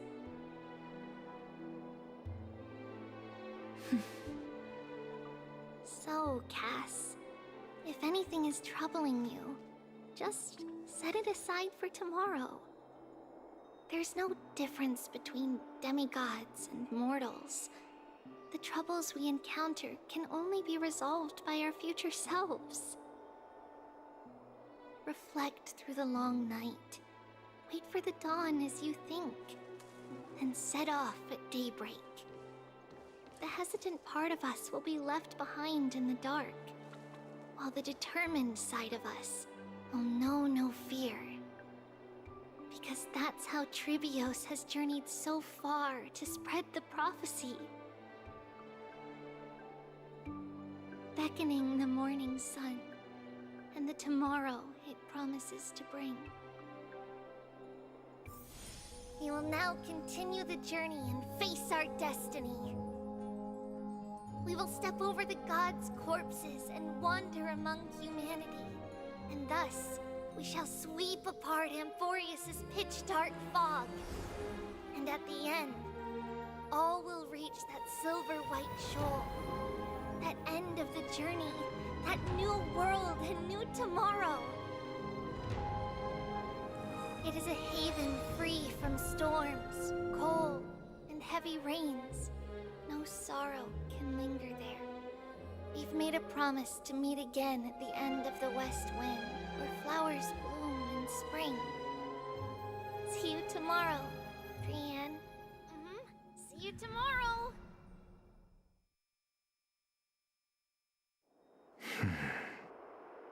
Child of humanity, surely you are not waiting for the arrival of night.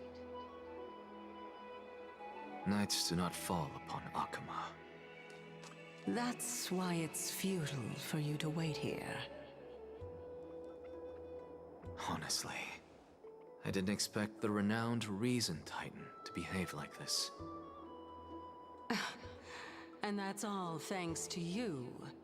If your soul weren't as prickly as a hedgehog, I wouldn't have to act this way. If you were more accommodating, you wouldn't be opposing me all the time, and I could teach you more freely instead. It was you who insisted on implanting the core flame in me. Forget it. Cut the sarcasm and just say what you need to say. Fine, fine. All I want is to remind you. There's not much left in your soul. If you don't do something soon, I will have to take over this body. If I'm not worried, why should you be? I know what you're planning. You just want my help answering the question. What exactly are we? Correct? It's good that you remember. Thus, equivalent exchange. It's only fair. Then rest easy.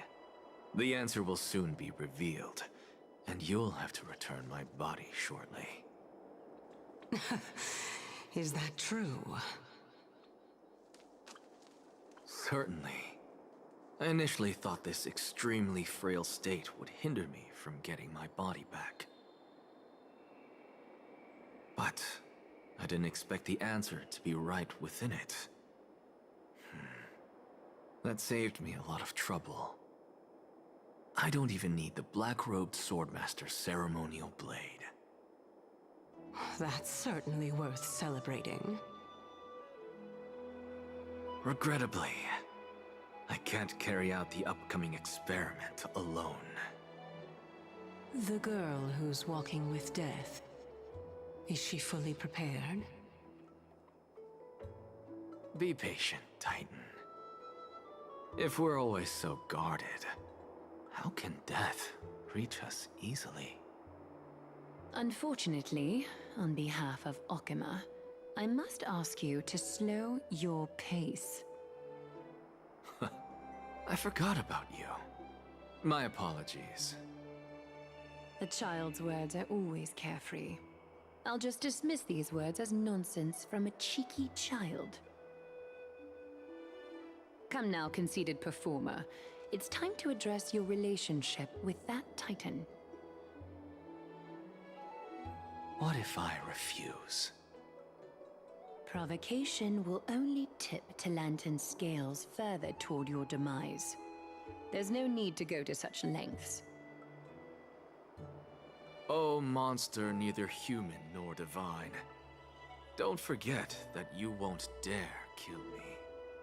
If you snuff out the core flame of reason, what else can you use to stand against the Council? Do you two mind if I cut in?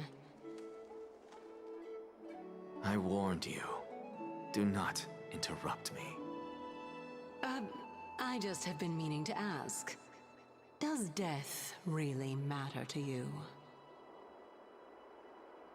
What do you mean? What I mean is, before I implanted the core flame into your heart, you were already a silent, cold corpse.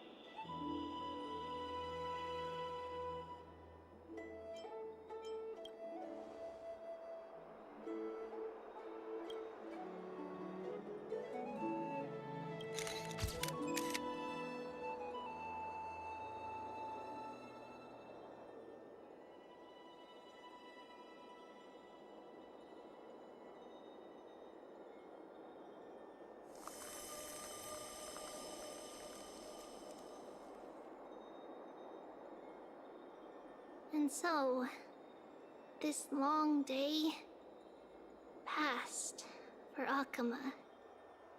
Some people arrived, and some left forever. Just like every other day of this journey, where we, stumbling, move forward. We have long been prepared. If we are to chase the flames, then we must grow used to farewells. And yet, no one back then could foresee death. Its arrival would always be so sudden and so momentous. Even little Gray, coming from beyond the sky,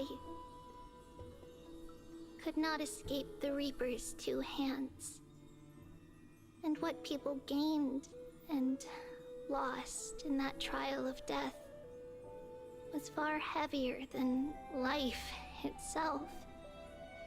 Just like the destiny that the prophecy revealed for Cass.